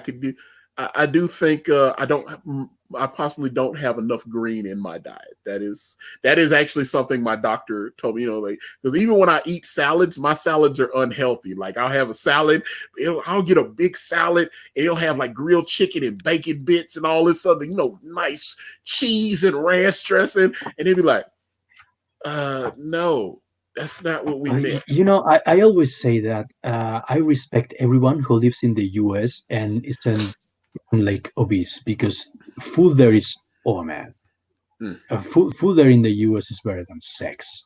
Whenever I go there, I put up like I don't know how many pounds is that, but like 10 kilos, like a lot. Well, the good thing is, you know, when they weighed me, and I was 4 pounds short of 400 pounds, dude. I was 400 pounds. I think that would be like 200, almost 200 kilos, something like that, which is a shitload of, yeah, that's a lot. Dude, I'm telling you. And then something was happening with my heart, and it was making my feet swell up. Holy shit. And it's like my feet swole up where my shoes would bear. Like, I put my shoes on, and it was hurting to have the shoes on my feet. Yeah, that's like some kind of circulatory problem by which the blood is like really thick and makes your extremities swell. Ugh. Something like that. No, dude. Yeah, that's what I'm trying to tell you. And like I said, when I went to the hospital, it was crazy. I was in the hospital, and they were like, dude, you were so close to having a heart attack. And I was like, yeah. I mean, they scared me. Like, I was afraid to drink water. I was like, I shouldn't drink anything. I shouldn't eat anything. You know, like, even water was off the. But then they said, we got to do this stress test on your heart. And like I said, they put the contrast thing in, but they injected me with some kind of stimulant. They had a treadmill in there, and they were like, they did the stress test 2 different ways. Like they put you on the treadmill and gradually make you like make it incline where you're walking, like look like you're walking up a hill or something. Yeah. And they could do that, but they say, no, that takes too long. So what we're gonna do is just inject you. And so they inject, and I'm telling you, I did not like that. When they injected whatever that stuff is, they inject you that makes your heart speed up. Whoo! I mean, your heart speeds up like that. And when you big, and all of a sudden your heart's like, you don't want that at all, brother. I'm telling you, it's bad. It was horrible. Sounds awful.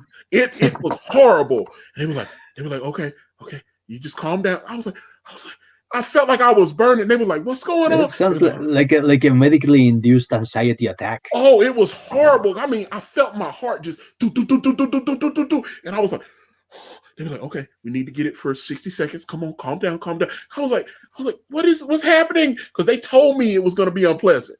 They told me it was going to play. And I mean, when the doctor tells you it's going to be unpleasant, you're going to be ready for a ride. I was sitting there going, and they injected me, and they were like, okay, and I was like, at first when they injected me, everything was fine. And I was like, oh, okay, and all of a sudden it was like, and I was like, oh my God, what is happening?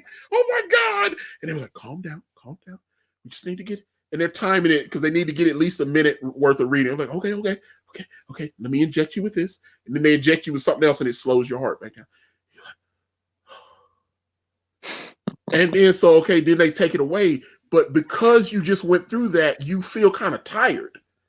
Even though I'm just sitting down the whole time, I feel wore out because my heart is overworked now. Because I was like, oh man, I was exhausted and I didn't even do anything. I was just laying there. And I was like, oh man, I'm real tired. I need a sandwich. And they wouldn't let me eat. I couldn't eat anything for like 12 hours. And like I said, when I got the bill from that, it was $16,000, dude. All the tests they ran on me, $16,000, dude. I was like, yo, yeah, there you go. But being fat and out of shape, fortunately, when they weighed me, I went in a couple weeks ago and they weighed me, and I had lost.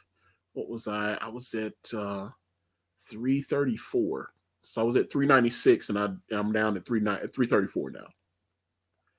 So my doctor was very pleased, and I want to keep going. I want to get it closer. I want to try to get to 320, and I want to try to get under 300. You know, that was just little baby steps, goals. That's a noble goal. I keep losing volume, but I can seem to lose weight for some reason. I'm like around, I think it's 250 pounds, something like that, because I'm a moderately big guy. I'm really wide and thick.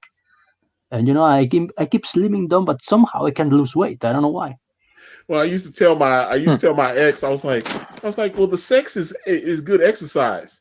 Even if it's with yourself. Yeah. I was like, yeah, it's really good exercise for you. I was like, this is she was like, yeah, but you're supposed to be like walking and on your exercise bike and stuff. I was like, yeah, but you can be my exercise bike. You can help me. And yeah. It's a really romantic thing to say to a woman. Yeah. Let me tell you. Yeah, trust me, she ended up hating my guts. She was just she I didn't I always break the women. That's one thing I will say. I break the women. They start secretly plotting, because I had the last 2 girlfriends I've had. They both called their moms and they were like, I want to leave him. And so they don't tell me, they tell their moms. So they start and I don't know why I'm such a dummy. I come home and I was like, oh, you're packing the cups.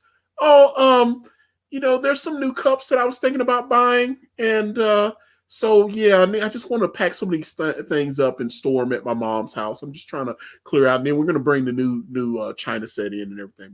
Oh, okay, great. Okay, we're getting new China. Awesome. No, that's not what's happening.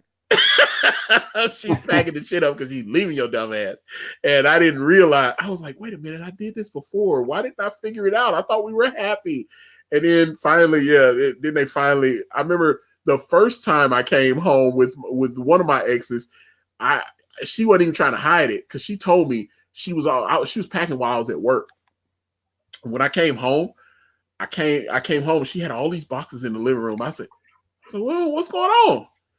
And she said, well, we've been having problems, and I think it's for the best that I leave you. See, come on, Chimera, don't laugh at me like that. It's just, yeah. That was rude. I was just smirking. I would never laugh at that. Oh no, but yeah, it really blew me away, man. Because I got home, it's weird to come in the house after you've been at work all day. Because she had 2 kids that weren't mine, and I was helping to take care of them. I come home and she got cups and shit packed up, china, all the she got all the shit packed up, clothes. So I go in the bedroom and the clothes in the a lot of her clothes in the closet are pulled down and she's packed everything. I was like, oh shit, this is really happening. She's really leaving my ass. I was like, she's like, yeah, I'll be out by this Saturday. My family's gonna come this weekend and we're gonna move everything. I was like, oh wow, okay, that's not good. No communication, just I'm leaving you. Yeah, because I'm telling now to be fair, like she said, we had been having problems, but I tried to talk to her, and it seemed like she didn't want to hear what I had to say. And she said that when she tried to talk to me, I didn't want to hear what she had to say. So it was that kind of deal where the communication, it really, I was like, well, I've tried to talk to you, and she was like, yeah, but you only want to hear what you want to hear. And when I try to tell you what I need, then you don't want to hear it. And I was like, oh, okay. We're supposed to talk about a comic book, not your love life. Yeah. What's going on? That was straightforward. How do we get on here? I don't know. I don't know. Canales brings it out of me. I can't. I know. I keep bringing up, all the tragic love stories in people's life for some reason. I don't know. You are a Latin lover. I agree with that. And I try to be a Latin lover, but turns out I'm some kind of Celtic Iberian warrior monk, I guess, because I you beat have people up. gotten backers since you've been here. I will say that at least one person backed you because you've gone up since. Yeah, we're almost hitting $1,300. That's what I'm saying. So you hearing me talk about my horrible love life with these women have helped a little. Hey, at least you have a love life. Let me tell you that. Not now, but well, like I said, I am comic book celibate. I am comic book celibate right now. Yeah, I'll take that. I'm still in my 20s. I'm still young. I don't know. I'll probably just wait 10 years. I'd rather just be a comic book nerd for 10 years, 10 more years. Oh, good. Yeah, I wish I was still in my 20s. That would be fantastic. Yeah, I've had 2 girlfriends so far. I think I'll just sit out for a decade. I think I'm good. MGTOW. I definitely enjoy hookers. I find them interesting. I gotta say that I deeply respect prostitutes because they're the kind of woman that will tell you what the deal is beforehand, and that's a rare and beautiful thing in a woman.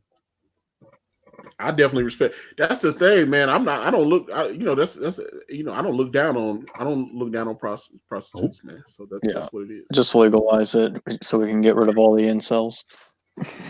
Right. Yeah, and that's what it is. So, yeah, exactly. So so I feel like hey man, have wallet will travel, man. You know how that is. That's how we get down.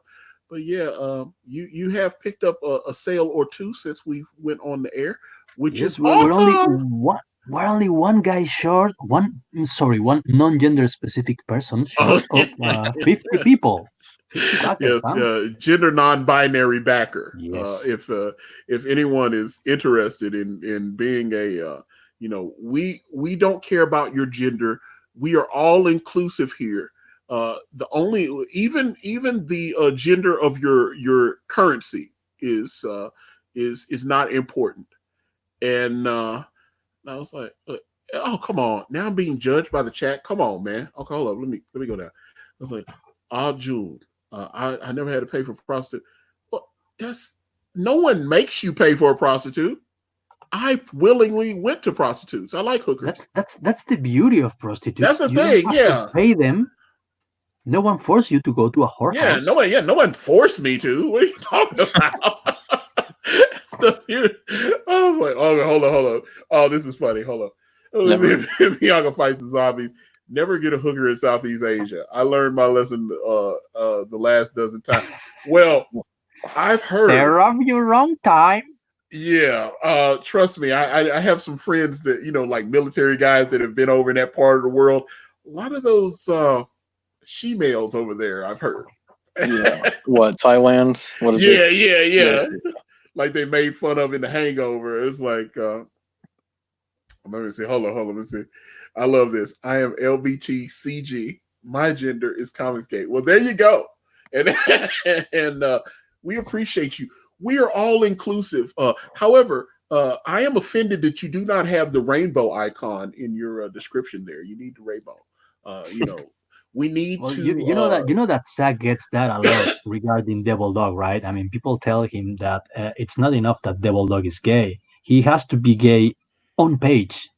And like, not fight someone. Yeah, he has to make out with one of the Jawbreakers. It's really hard. That's hilarious, because that's what I'm saying. You know, it's like, hey, let me bring in Chuck Dixon and have them write this really cool ass story. The main character is a gay character, but he's a cool character. He's not, his superpower is not his homosexuality, right?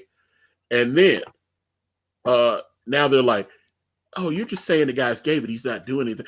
They want you to actually have an artist draw very graphic sexual acts. Bad sex. Superheroes with bad sex. Yeah. That is not the way to go. Yeah, this is comic books. This isn't Tumblr. Okay. But some people really think that. I'm sitting there going, matter of fact, what was that? Someone leaked that Deadbeats comic, and I have it. I have the Deadbeats comic. Yeah, I read it too. Yeah. Oh god. Yeah. Yeah. That was it's a comic book with dialogues like, but you're a lesbian, so enough said. I couldn't believe that, and some of them were like, we're owning Comicsgate with this, and I'm like, I read this and I was like, yeah, okay, you ain't owning shit. Okay. Just God. What are the sales? What are the Comic-Con sales? And what is it, like 300 they've sold in comic book shops? That's what I'm saying. I think they only. I'm not even sure they hit. Did they hit a full 300? I thought it was over 200. I thought, but oh geez, that's really sad. I'm just gonna say, from one to fucking idiot, how dumb is it think that an indie comic is going to somehow benefit the mainstream industry? No, hold on. Let me see. Okay, Purse Comics. Let me see. He said you're the one that bought Deadbeat Shame. No, it leaked online. One of the idiots that worked on it, he had the Dropbox link, and he didn't realize when he was sharing his screen, and someone screenshotted it, and then they typed in the Dropbox link, and he was like, "Hey, everybody wants to read it," and he was just sharing it. I was like, I might as well grab this before the guy figures it out and deletes the link. And so I pulled it, and I've got it in my private Dropbox. So yeah, I've got it. I mean, no, I wouldn't pay for that crap. Are you out of your mind? I was like, yeah, no. I really want to read it. I mean, I wanted to see. I am curious. It's like, what was that other book that they put out? Amazing Gators. I like it. Yeah, you remember that? God. That was I actually did the review of that comic book in my YouTube channel. I don't know you guys watched it. You're in the book, Canales. You're in the book. I'm in the second book. I always say that you've made it in life. You know you made it in life when a transgender activist fantasizes about assaulting you. That's when you. I want to be in the book. Yeah. Well, I mean, that's the thing. You know, like it's certain. I know I haven't reached that level of success yet because. I know Doug Ernst. A couple of pros have someone put Doug Ernst in a book, but he made him a villain in one of the. Oh yeah, Uncle Ernst. I think he was in Moon Knight. So yeah, that was fun. So I was like, you got to know, it's a beautiful thing to be living in these people's heads rent free, and there's one of these horrible cartoonists that made this little like web comic meme with Ethan. It was clearly supposed to be Ethan. He didn't put his name on it, but it really looked it's like it was like, hold on, let me see. 50 people worked on Deadbeats. It grossed 50K DMV Deadbeats. I am Bianca. But I was like, I don't think did it make 50K? I don't think it did. 33K? Yeah, what I'm saying. I thought it only made like 30 30-something thousand. Matter of fact, let me pull that up. Because I don't think it made 50. I was like, damn, it made 50K. I thought it only made like, I don't even think it made 40. Hold on, let me see. Let me pull it up on Kickstarter. Deadbeats. Yeah, about half of Vestige. Yeah, that's why I was like, Deadbeats comic. Okay, let me pull it up. Oh, they're so butthurt about that. They are so butthurt. Yeah, I know. I can't wait for Vestige. I back that. Yeah, I back Vestige. Okay, Deadbeats. I got it. Let me see what's going on. $33,877. The goal was 25,000, so they reached 33,877, 1,090 backers. Okay, but yeah, I have a free leaked copy of it, which I am obviously willing to share if someone wants it. So awesome, because I'm morbidly curious. I was only lucky enough to read Ren Famous's, like the thing that he wrote, and oh boy, now I want more. But see, yeah, that's what I'm saying. I'm curious because I just want to see. I was like, I want to see what these people think is good. But Amazing Gators, I haven't checked. I've only seen like screenshots of some of the pages and stuff. And I was like, oh, they're owning us. I want to see it. So I was like, I have a sense of humor. If it's funny, I'll say so. But from what I heard, it just sounded like it was utter trash. And I mean, what they raised about 10 grand, I think. So. I will say that the script sounded like something that a drunken person would talk about in his sleep while he was lying face down in a gutter. Yeah, what they say, face down, ass up, man. There you go. But like I said, Deadbeats, like I said, it was getting spread around the twatter. It was getting spread around the twatter like a couple of the young ladies I used to have the privilege of messing around with. It was getting spread rather thin, and and so I was like, ooh, because when they was like, hey, this is Deadbeats, if anybody wants to read it, I was like, let me click on that, and it was actually Deadbeats. I was like, oh, this is the actual book, and I think it's like 80 pages. It's not a short book. I think it's like 80. Is it 80 or 60? No, it's 160. It's a big book. That's why I'm saying it's big. It's a big book, and I've got it. Let me see, because and like I said, the only reason it's out there is because this idiot didn't understand how Twatter works, and he was like, yeah, he shared it, and someone was like, and I mean, I've had a boomer moment or two on these streams, so I understand. But yeah, I've got it on my. Let me see, and I got so many of these. So many people have sent me their comics and stuff. Oh yeah, Deadbeats digital. I would have paid for that book to never come out. Like I don't want to be a book burner. I don't want to censor anybody, but you should not have made this. I feel bad that you actually thought this was a good idea. Yeah. I disagree. I disagree, my dear Chimera, because people need to see why SJWs are not only retarded but insane and possibly noxious to the industry. And this is the best way. This is why I oppose censorship. So yeah, you're right. It's 100. I just looked at my file. It's 168 pages, and it didn't even crack 34,000. That's a lot of work. Yeah, Earthworm Jim is 160 pages. That's almost $1 million. Yeah, well, I mean, say what you like about Mr. 10 Apples, but I was a big fan of Earthworm Jim. I loved the video games when I was younger and stuff. So I was looking forward to, I know what I'm getting. I watched the cartoon. I was a big fan of Earthworm Jim. So I was like, oh, wow. So, that was, and I know, I just, I was just real interested in that. So it's a different ballpark on this other thing. Okay, hold on. Let me see. Zebulon Pike. Let me see. You must have came in late, but let's ask, because you never know. Someone might fast forward to because Mr. Canales came in later and all this, and we had already had a lot of conversation about the book. But let's actually ask this question from Zebulon Pike. Where did the inspiration for SOS come from? Well, it was I had made these characters up over time. I'd written like a comic strip, and I started out with them fighting like evil cartoon characters like SpongeBob or an evil Frosty Snowman. And it was around 5th grade history class. I drew them fighting Hitler and the Nazis. I said, you know what, this might actually be something. So I, wrote a script and I kind of put in demons, and I just had them fight demons from the abyss. I would say Jackie Chan Adventures was probably one of my biggest inspirations. Oh man, my nephews used to love that. They used to love that cartoon. Jackie Chan, I hope he made a lot of money, because that cartoon was like one of the top rated cartoons, not only in this country, but like in like at least 80 countries around the world. They were making a fortune out, because Jackie Chan's a big international star. And so I was like, yo, I hope he made, I don't know who they got. They got somebody else to do the voice for Jackie Chan in the American version, but I think at least in the Chinese version, he did the voice and all that kind of stuff. So yeah, it was something about talismans and demons, and that's where I kind of drew my inspiration from. Jackie Chan Adventures. All right, I like that. See, Chimera, I like that, man. That's all. Like, see now. Okay, so if what he just told you, Zebulon Pike, might, I don't know if you've backed SOS already.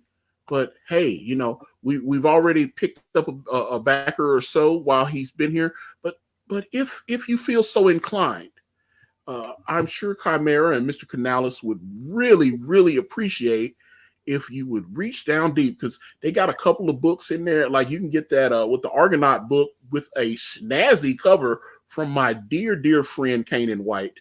Kanan did a cover for the Argonaut comic, which what you said was 20 pages or 22 pages. 22 pages. You can pick that up with that snazzy cover from Mr. Kanan White, and you can get that for just a whole $10 out the door. $6, $4 shipping. Is that not correct, Chimera? Correct. Yes. So there you go. You can spend $10 and help Chimera Comics out, and help them build their company, and hopefully they will have 1,000 more releases. They'll be like Peter Samedi. They'll have all this. They'll have all these different books coming out. You'll have the foundation. So there you go. So okay, hold on. Let me see here. Zebulon Pike. Okay, let me see. Back to variant cover. I'll probably grab the standard cover as well. I love Ebi's style. There you go, man. Thank you so much. Thank you so much. See, that's what I like to hear, man. I love it. That's what we're about here, man. We're about connecting the creators with the fans, and we appreciate people like you, Zebulon Pike, that support these comic books, because this doesn't work without you guys. So just for me personally, I appreciate you being here, and I appreciate you supporting the book. So let me see. Chimera. Oh, hold on. Let me see. Chimera is 24 by my calculations. Oh no. Okay, they're doing math on you, man. Are they trying to find your secret identity? No, I'm 26. 26, or as I used to call it, 20 no sex. No, it's like, yeah, that's. I was like, I don't know, you guys. I don't, like I said, Mr. Canales always he brings it out, man. I bring the incel out in people for some reason. Yeah, that's what I'm saying. I'm LBGT CG. I love that. That needs someone needs to make that as a. I'm surprised, man. I need to tell that to Ethan. I need to text Ethan, and so because I guarantee you, if Ethan did, I mean, it'd just be a simple all cap shirt, and it could have like a rainbow on it. It would say LBGT CG. It's like I was like, oh man, I'm telling you, I know that would fly off the shelves. I know he would make a nice little, you put the little, make sure you got the rainbow on there, because they get you if you don't have a rainbow. So I see the chat is trying to dox me. I'm dox proof, so you can try all you want. There you go. Oh no, man, we don't. I don't do doxing. I'm not. I was like, hey man. But the good thing is, I noticed once I started popping up on Ethan's channel, I started getting all these notifications, like people, because I have profile on LinkedIn and stuff like that. I'm not using a different name, or and when I first started appearing on streams, I was using the avatar and stuff, and then I started showing up on camera. But people were looking for me. I don't know. People were looking. They were. I don't know. They were curious about me, or some people were trying to find docs information on me though. But I was like, I'm not hiding. I'm public. I had websites that I was running for a decade. I had all these different businesses, so I wasn't trying to hide. So, because I wasn't trying to hide, there wasn't anything they could use against me. So I was like, all right, got you. I was like, you see my face. Same thing happens to me. I mean, everybody knows who I am. Everybody knows pretty much where I live. And they think that by sharing stuff that I've shared personally on social media for everyone to see, they are somehow blackmailing me or like threatening me. And you dumb motherfucker, do you really think that would be so sensitive that I wouldn't share it on social media? Well, Yeah, that's why I'm like, the whole thing, like I said, I started knowing is let me see, hold on, let's see. Ethan knows me. Tell him it's from me. He will laugh. All right, well, I'll text him. I'll let him know, because although he's with I know he's on date night with the lovely Miss Andrea Van Skyver tonight. He is they are having date night. Awesome. They've got a sitter. And they're kicking it tonight. So interestingly enough, I got a follow from him yesterday. So yeah, well, yeah, hey, so that man, congratulations. That is that, like I said, I love Ethan. I appreciate him, and you know, that's my brother, and I really respect the way he gets down. So you know, salute to Ethan Van Skyver. So whew. And he's already getting pages done for Rec Planet. So yeah. He's been showing stuff. Let me see. Yeah. I was like, okay, hold on. Let's see, Kevin, because you can. Oh, trust me, I am fully aware. Some of these. Let me hold up. Chimera is hiding in his flesh suit, trying to blend in with us humans. Oh, is that what it is? That's why you're writing about the demons and whatnot. Gotcha. Yeah, someone said, careful, you can get swatted. Bring it on. I have guns here. I'm ready for the SWAT team. Hold up. Perth Comics. I know Perth Comics. Perth Comics has been here for a long time with me. I know, like, Old School Sexy Party with Sashi was hosting with me. He's any plans to bring back Cunny B. And I don't know. I still own the domain. So I still own the domain. I want to find a way to monetize it, but it was a lot of. I thought I could just run an adult website. It costs a lot of money and time that I just don't have. I was like, no, because the bandwidth and all it you had to keep. I had a script that I bought, and then the script would pull the RSS feeds with all the different websites, and it was supposed to automatically update. But man, you had to go in and you had to check and see how many people. It was a lot of work. It was a lot. I was like, man, I don't want to. I literally just want to set up a website and not have to fool with it and just get a check. That's what I want. Yeah, I know what I mean. You know, I thought about setting up a website, but it just seems like Indiegogo, you know, you can just keep it in demand and you can get sales. Like, you don't have to do anything. Just sit on your ass. Yeah, and even like, okay, so like even when I shut brand down, say I want to go back a year from now and I want to open up the first brand campaign, I can just email Indiegogo and say, hey, can you open up brand again? And they'll just open it back up. Yeah, they are very neutral. They don't give a shit. Yeah, as long as they're like, hey, man, you fulfilled. Okay, we'll open it right back up. Mm-hmm. So, you know, and I don't have to run that. I just pay them their credit card percentage or whatever, and I don't have to fool with it. It's just, but yeah, I'm just telling you, I ran websites for a decade, and it was a lot of work. It was a lot of work. And I didn't make as much money as I want. Sometimes I made decent money. I will say that. There was a couple times where I made like $8 or $9 grand in a month, and I was like, yeah, I just made $9,000 this month. And then the next month I'd mess around and only make like 1,000, and I'd be like, oh, with all the work, you know, so the money that I just made just went into everything because the bandwidth, it was just too much. So like I said, I just want to, you know, work on my comic books and, you know, do that kind of stuff. I think that's what I need to be doing. So, but CunnyB.com, I still own it. I just haven't done anything with it. So CunnyB? CunnyB.com, where the cunny flows like honey.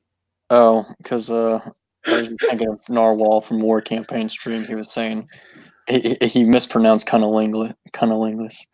Well, yeah. Well, see, that's the thing. I have a few European friends, and you know, like some friends that are, you know, in the UK, and that was kind of the little they called it cunny They was like, that was a little slang that they used. And I was like, I wonder if I could get, because, I'm into bees, because that's why Brand, in Brand, the character's a beekeeper and stuff. And I was like, honeybee.com instead of honeybee. And so I think they appraised the domain. It's worth like $1,200-$1,300. It had a decent. I've got another domain. I got offered $15,000 for it, and I turned it down. I wish I had taken it then when the guy offered me $15,000. I was like, damn, I should have took that money. But I still own the domain. I keep hoping that one day I'll figure out something to do with it. I had that one appraised. It's like $1,800, $1,800. But I had somebody offered me $15,000 for it, and I turned him down. And then the cyber crash thing happened, where all these websites started bombing and nobody was making money anymore. And I was like, damn, I wish I had sold that. But it was a horrible, horrible situation. But whew. Let me check. Let me see where SOS is now. Maybe you have picked up another. I don't know if you have. Let me check it, because I want to check it out right quick. Because okay. Looks like we are still at $1,271. So, okay. Yep. Okay. So we're still there, 49 backers, but you never know. Someone will come in and watch the stream at a later. I notice I get a lot of late night owls. So, hey, someone will come in and check that out, and hopefully you will get a brand new backer, and that'll be awesome. I keep saying that we need more topless pictures in the parks. People love shit, topless pictures. Perhaps you can draw a few pinups or something, Mr. Canales. That would be, although you're Sounds drawing good. like 50 comics right now at the same time. I know that. Well, Sashi does the whole pinups. Sashi, I've been wanting Sashi to draw something. I had tried to get her to draw. She was so busy last year. But she was co-hosting Sexy Party with me, and I was wanting her to do like a really sexy Dawn, and she was gonna do it, and then she was like, I'm just busy. And I was like, because she was supposed to sketch some stuff. That was the thing. She was supposed to do a couple of sketches for me. We could kind of figure out what we wanted to do. And then, I was like, hey, did you ever? I meant to, but I'm busy. And I was like, okay, she's busy. So I was like, yeah, she's doing all these different. Everybody keeps tweeting out all of the, because I think she did. What did she do something for? I thought, yeah, she did Monster MD. She did Galactic Rodents of Mayhem. She's done so many of these pinups and stuff, and obviously the Jawbreaker stuff. And I know she did Iron Sights 1, and I'm pretty sure she's doing something for Iron Sights 2 as well. So she she most definitely is, because Zack is definitely trying to replicate the formula of the first one. So that's what I'm saying. So yeah, I could have swore he mentioned that he was going to have her do something for Iron Sights 2 as well. So yeah, so like I said, she's a busy young lady and extraordinarily talented. A big fan of hers, and I need to get her back on the stream, because she was my original host on Sexy Party, and I miss she was a very, that's the thing. I need I need women that are able to listen to me, and they're not like little brittle snowflakes or whatever. They're willing to be able to express. I want a woman to be able. I always say that I need a woman that is able to endure me, because I'm hard to be in a relationship with. For some reason, Mr. Canales, I am envisioning you right now talking to me in the nude with a Zorro mask on right now. For some reason, I don't know why. Get out of my head. See, that's what I'm saying. That's how I see you. But June says, help SOS reach 13,000. Oh, well, That'd be great. Yeah, I'm sure you. Yeah, that's what I'm saying. Yeah, I'm sure. Oh no, Canales is hard. Oh no. Yes, oh, I admit I walked into that one. Oh my God, what is it? We have lost control of the stream. This is This was a comic skate stream. Now it's a sexy party stream. This is this is. I could probably clip some of this. Now, and if put it in. you throw Antonio and Canales into the mix, you know it's gonna get sexy sooner or It's later. going to get sexy. Yes. I love it. Oh man, this has been fun. This has definitely been a fun stream. I've enjoyed chatting with both of you. But it is time for me to get some din, so we're going to get out of here. Sure. But Mr. Chimera, if anyone is interested in chatting with you or following you on the interwebs, how do they do that? My Twitter handle is Chimera Comics, all one word. Please back SOS Volume 1. I appreciate it.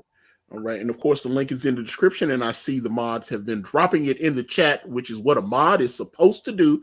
Mr. Canales, I know that you do not actually have a Twitter, but I know you have a few fan Twitter accounts. I know you have some. Oh yes.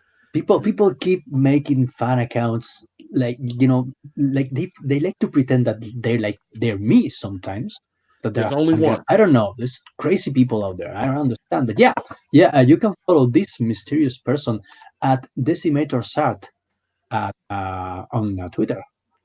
But I think you have an Instagram as well. I'm pretty sure I have. I do, and I haven't updated it in a while because I'm insanely busy and I'm also lazy and inconsiderate with my followers. For that, I apologize.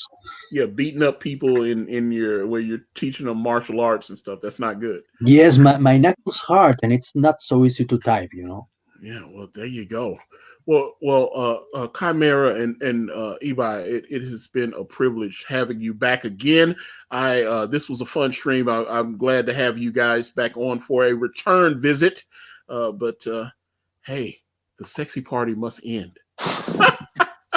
But all right, but let me close this one out, guys. Again, the link to SOS is in the description there. Please support these independent creators. This is why we do these streams.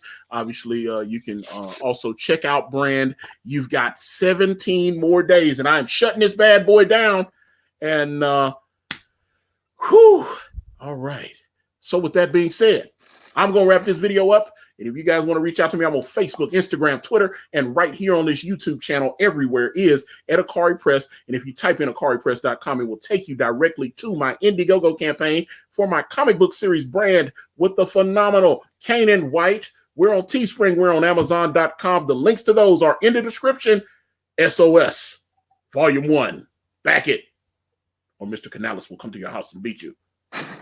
Damn it.